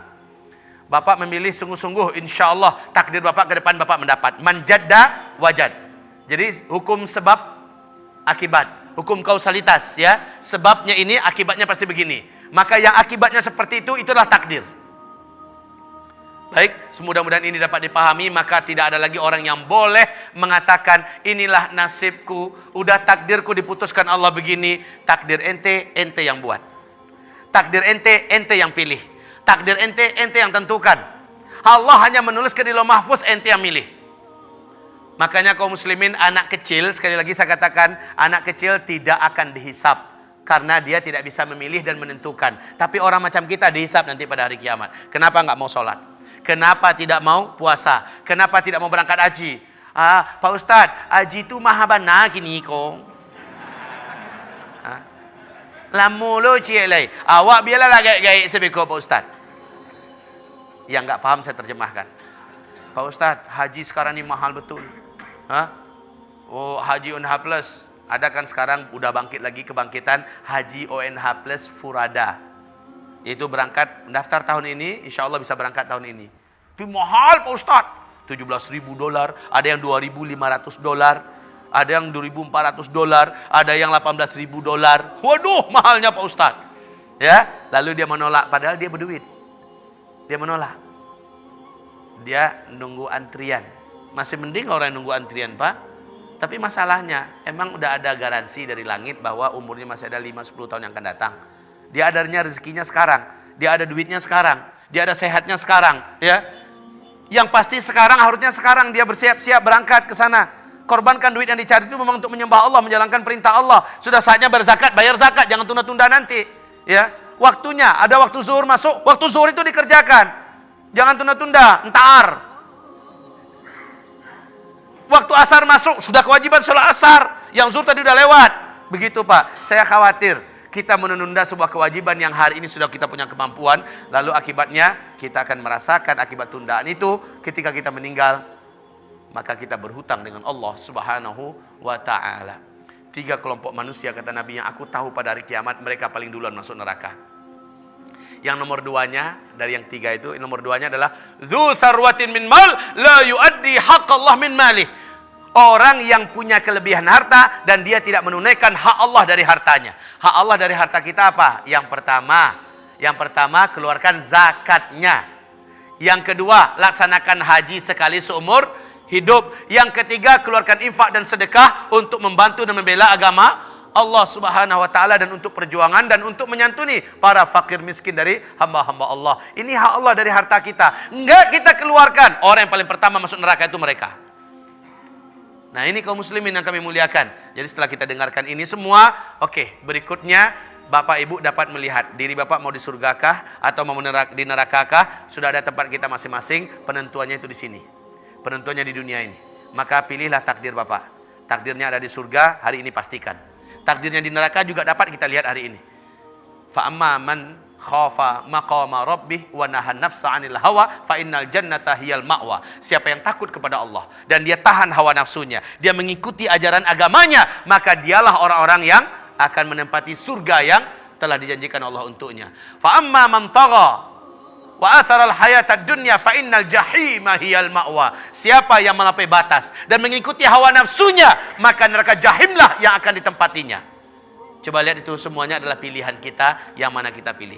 Cukup sampai di sini. Bila ada yang mau diskusi, mau bertanya jawab, saya kasih waktu mungkin hanya dalam sampai 9:4. Silakan kalau ada yang mau bertanya tentang tajuk atau tentang tema yang kita angkat sekarang.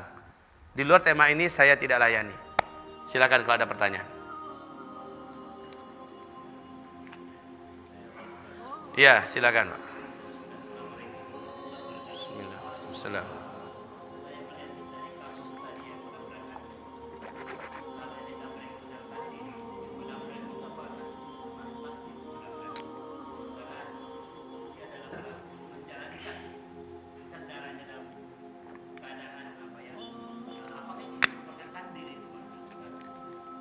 Innamal a'malu bin niyat. Selama dia melakukan dengan niat, maka itu adalah takdirnya. Dengan niatnya ingin membunuh orang, lalu mati orang itu, berarti itu adalah pilihannya, ya kan? Dan dia akan dihukum. Hukum itulah takdirnya. Oke, Pak? Dengan niatnya, makanya kalau istilah polisi, kan ada cara menelusuri orang ini dengan sengaja atau tidak, dengan direncanakan atau tidak, kan begitu kan? Kalau ternyata disengaja, direncanakan, hukumannya jelas, berlapis dan begini, ya kan? Pembunuhan berencana, kan begitu ya disebut. Nah, kaum muslimin, di sisi Allah lebih ketat lagi. Tapi kalau dia tidak punya niat, umpamanya nih, saya meletakkan roti yang saya kasih racun tikus, rencana saya untuk tikus, saya taruh di dapur, masuk anak tetangga ke rumah. Dia lihat roti macam ada coklat, dia jilat-jilat coklatnya, padahal itu racun. Anak orang berbusa mulutnya, mati. Keluarga ini nggak boleh dihukum, Pak. Dalam agama dia termasuk khata', melakukan sesuatu tidak sengaja. Atau saya kan hobi berburu, Pak. Saya bawa panah dan saya lemparkan panah saya. Tujuan saya adalah kijang atau kelinci. Ya, ternyata meleset anak panah saya. Ada orang di balik semak sedang BAB. Tembus lehernya, mati Pak. Lah kan saya nggak sengaja. Ketika saya nggak sengaja, di sisi Allah saya tidak pantas dihukum dan memang tidak akan pernah dihukum. Di sisi dunia saya cukup membayarkan diah saja. Ya Pak ya. Tergantung niatnya. Baik. Nah, untuk orang yang lagi BAB tadi, yang tembus anak panah, ya, itu namanya qadha. Itu namanya qadha, keputusan sepihak dari Allah. Gitu. Dia tidak akan ditanya kenapa ente matinya tembus panah di leher. Allah nggak akan tanya. Padahal niatnya cuma mau buang air. Silakan kalau ada pertanyaan yang lain. Silakan kalau ada pertanyaan yang lain. Ada yang mengatakan, Pak, udah takdir saya ini anaknya bodoh, saya ini orangnya pelupa. Udah takdir saya. Syekh Majdi, ya, Syekh Majdi, seorang profesor, ahli dalam masalah bisnis dan perusahaan besar yang dikuasainya. Dia adalah Majdi Abdul Ubaid, ini apa namanya ini. Tapi Syekh Majdi ini, dia membuktikan, Pak, orang yang merasa dirinya selama ini bodoh, ternyata didongkrak dengan doktrin-doktrin yang ilmiah. 5 hari lama training bersama beliau. Di berbagai negara udah dibukanya training itu, membuktikan otak manusia ini dahsyat. Ya, orang yang selama ini mengaku dia pelupa, orang yang selama ini mengaku dia bodoh, dari kecil memang dia tidak berprestasi, hafalannya lemah segala macamnya, setelah didongkrak, dihancurkan semua belenggu-belenggu dan doktrin sesat yang membelenggu ke kejeniusan otaknya. Setelah dihancurkan itu, maka di hari keempat disuruh mereka ngafal Quran. Seluruhnya dari 500 peserta, Pak, 80% sanggup menghafal Al-Quran 1 lembar. Berarti 2 halaman hanya dalam 7-8 menit. Padahal mereka bukan orang Arab. Padahal sebelumnya mereka mengatakan dirinya pelupa. Dia udah tua. Dari dulu dia tidak berprestasi. Dia lemah ingatannya. Ternyata setelah dihancurkan semua doktrin-doktrin salah itu, muncul kepercayaan dirinya. Lalu dia menghafal. Ya, orang mereka suruh menghafal 80%, Pak. Sementara 15% sanggup menghafal hanya dalam 5 menit 1 lembar. Mampu dibuktikan. Jadi sebenarnya kan kita banyak sering mengatakan saya ini orangnya bodoh, saya ini orang tidak mungkin jadi hafiz Quran segala macamnya. Udah takdir saya jadi orang bodoh, ya. Padahal kebodohan itu memang takdir dia. Memang takdir dia karena dia malas. Memang takdir dia bodoh karena dia malas. Saya punya teman namanya Firman, biar saya sebut namanya nggak apa-apa. Kalau ada yang namanya Firman sini minta maaf ya. Tapi Firman yang ini best. Gimana dia Firman ini? Di tolib, di pesantren, saya ingat kemana dia pergi, dia selalu bawa buku. Ya, dia selalu bawa buku pelajaran sekolah tuh. Mulutnya itu kayak orang apa tuh, Pak? Dia baca. Di mana dia berada? Kalau melihat kemampuannya, dia memang pelupa, Pak. Lemah dia ingatannya, pelupa. Tapi karena dia rajin, dia masuk dalam 10 besar. Tiap ujian akhirnya dia masuk 10 besar karena rajinnya. Coba lihat, kalau dia menyerah kalah, takdirnya adalah rasakanlah ketidakmampuanmu yang engkau menyerah di atas itu. Tapi manjadda wajad, yang bersungguh-sungguh pasti dapat.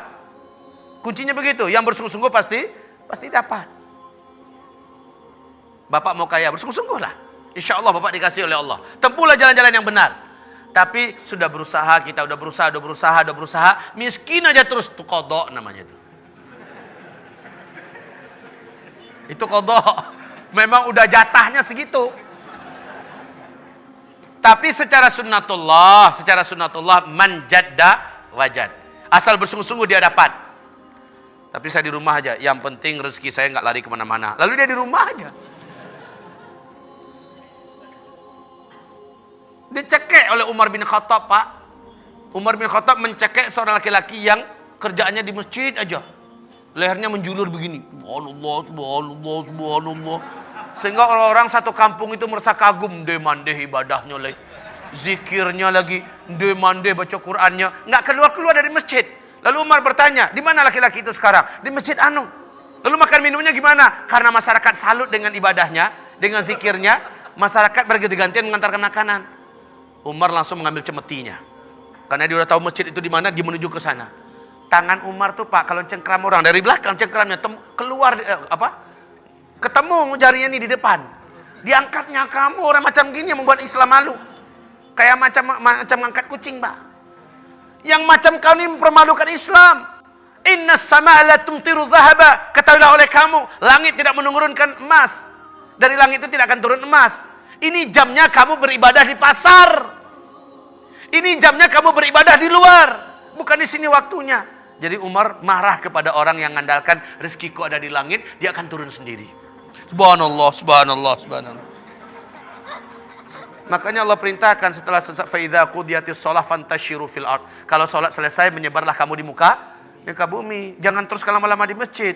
Memang dari salat ke salat itulah penantian para sahabat. Sisa-sisa waktu mereka adalah untuk mencari nafkah. Kalau kita beda, sisa-sisa waktu kita adalah untuk ibadah, ya.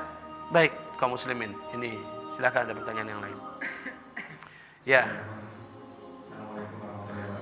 Habis nih Bu tuh ya.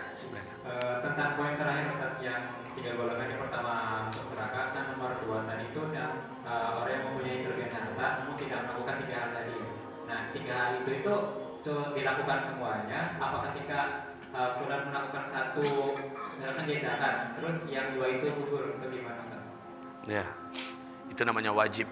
Zakat wajib, haji wajib, ya. Kemudian menginfakkan harta di jalan Allah Subhanahu wa taala untuk kepentingan agama Allah Subhanahu wa taala, memang hukumnya tidak wajib tetapi akan dituntut oleh Allah Subhanahu wa taala.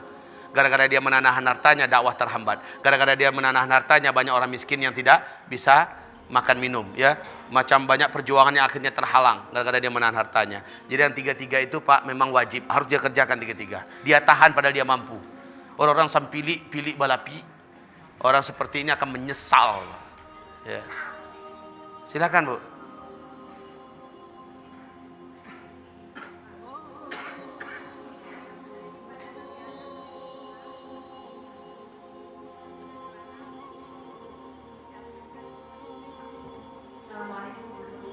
Assalamualaikum. Ya.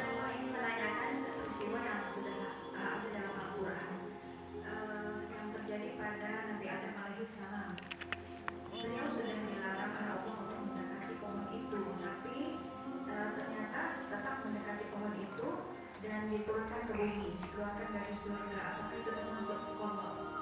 Iya. Dari awal Adam diciptakan, memang Adam telah ditetapkan oleh Allah menjadi penghuni bumi. Kan bunyi ayatnya, inni ja'ilun fil ardi khalifah, fil ardi. Ya kan? Oke, ini qadha. Ya. Assalamualaikum. Silakan.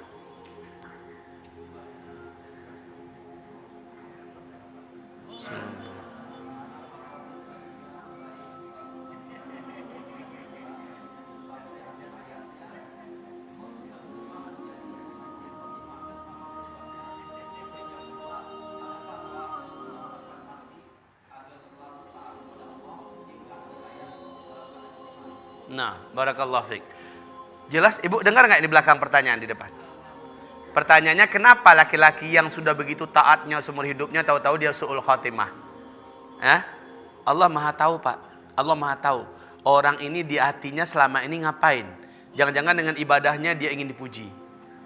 Jangan-jangan dengan amalannya dia ingin disanjung, dipuja. Ya. Jangan-jangan dia ujub.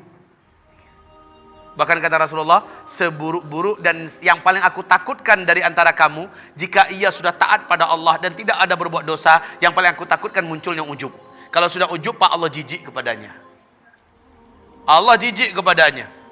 Dan Allah Maha tahu siapa-siapa yang mempunyai bakat seperti itu. Dinasehati jangan ujub, tetap aja ujub. Dinasehati jangan manan, tetap aja manan. Ya, suatu saat saya akan sampaikan sini antara riya, ujub, manan. 3 ini akan saya sampaikan nanti insyaallah taala, ya.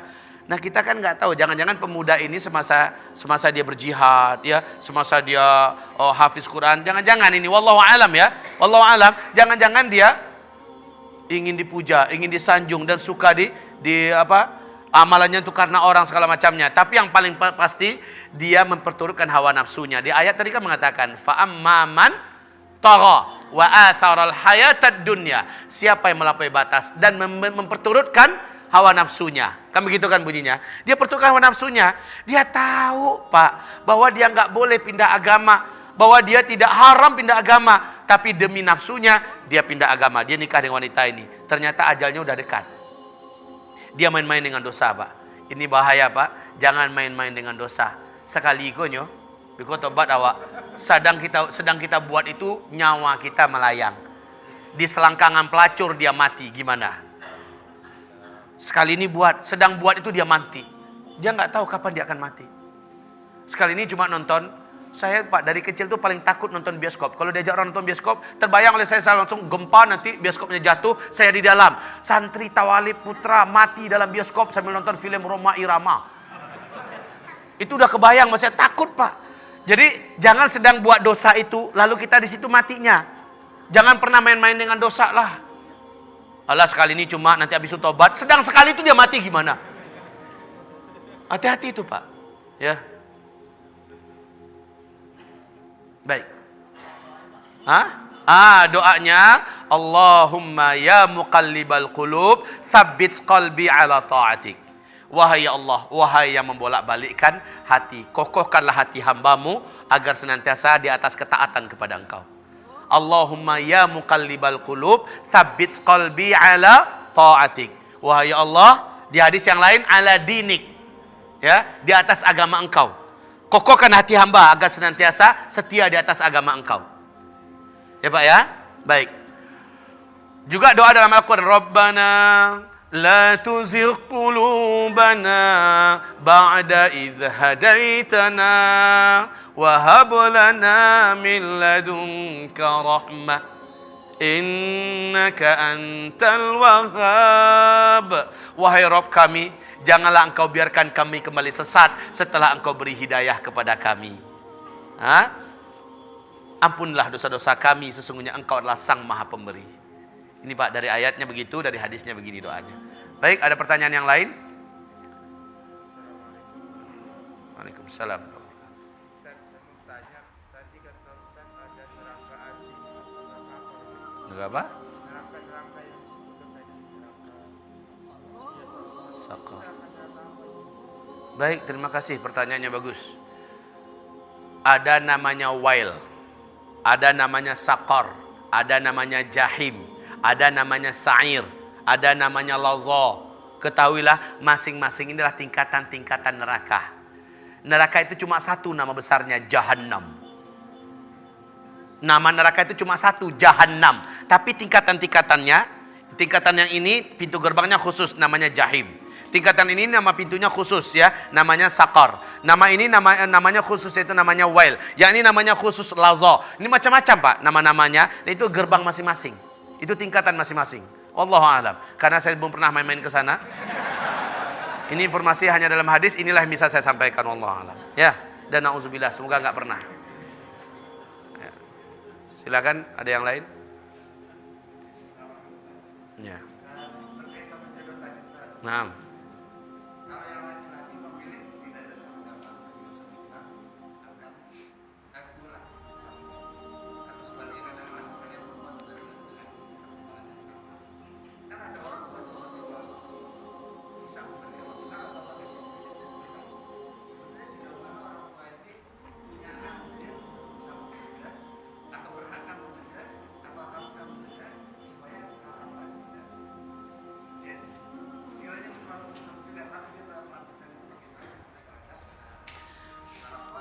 Kalau arahan dan cegahan orang tua itu sesuai dengan karakter syariat, maka arahan itu harus diindahkan.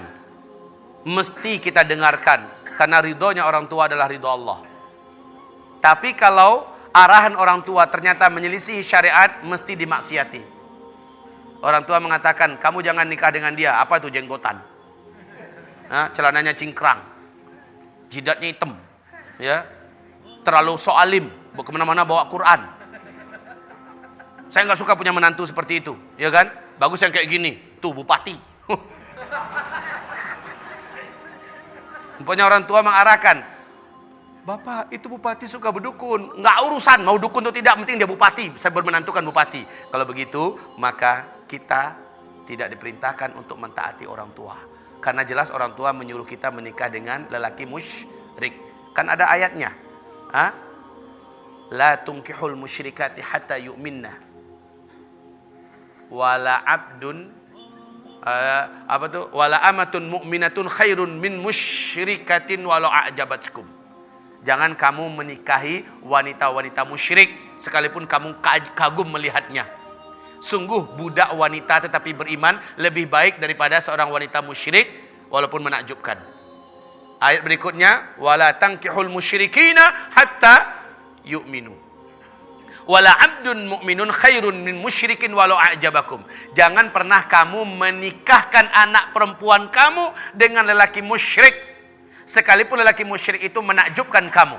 Menakjubkan kita pendidikannya, menakjubkan kita hartanya, menakjubkan kita bentuk penampilannya. Tapi sementara dia musyrik. Jangan. Karena mereka-mereka ini akan mengajak kepada neraka. Begitu firman Allah. Ya. Jadi kalau kita sudah tahu Pak, maka tidak pantas kita taat pada orang tua yang orang tua tersebut ternyata mengarahkan kita bermaksiat kepada Allah Subhanahu wa taala. Seorang anak gadis boleh mengatakan, "Saya tidak mau. Ini jelas orangnya musyrik, ini jelas orangnya kafir." Kalau begitu nak putus hubungan kita.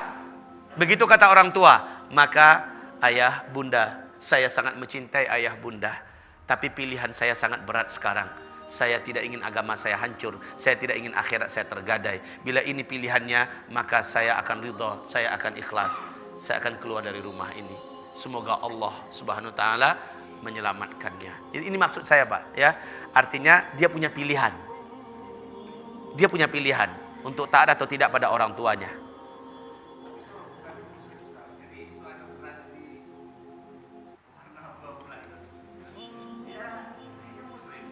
Kayaknya. Jadi kayaknya memang abu-abu ya.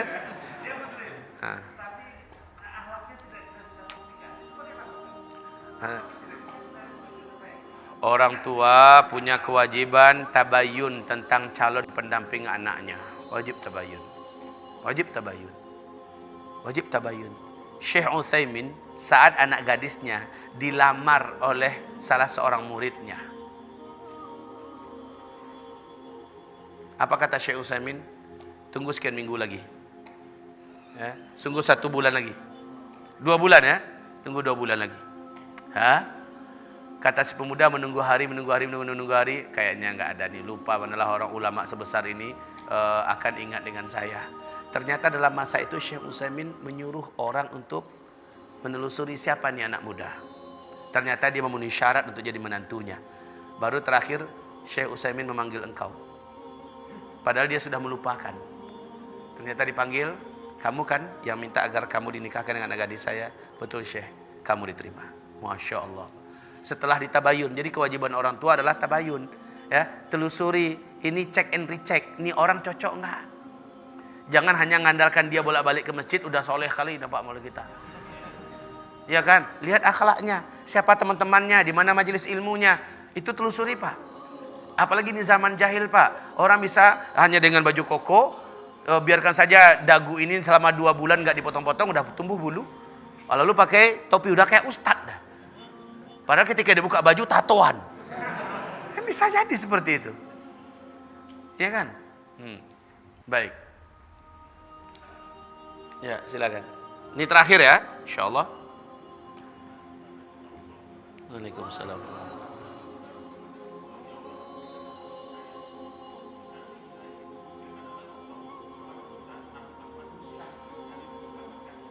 Nah,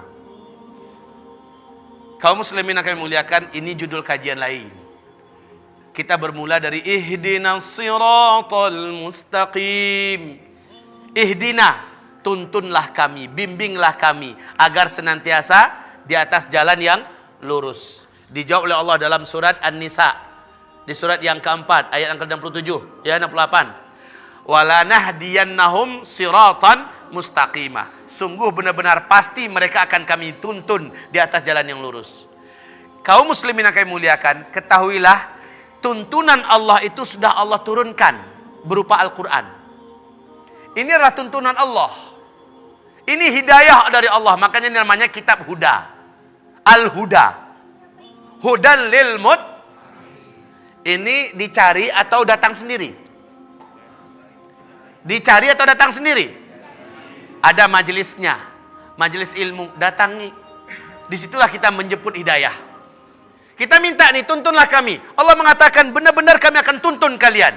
Ini kitab hidayah, maka carilah oleh kalian. Jadi ada kalimatnya begitu, Pak. Ya, kalimatnya adalah hidayah sudah kami siapkan, kami berikan, ente minta, kami tuntun kalian ke sana. Kami tuntun kalian ke sana. Jalurnya mana? Mayyuti'illaha war rasul faulaika ma'al ladzina an'ama Allahu 'alaihim minan nabiyyin was-siddiqin wasyuhada was-salihin wa hasuna ulaika rafiqa. Jalurnya adalah jalur para nabi, para siddiqin, para syuhada dan para salihin. Ikuti jalur mereka. Mereka lah orang-orang yang telah menempuh jalan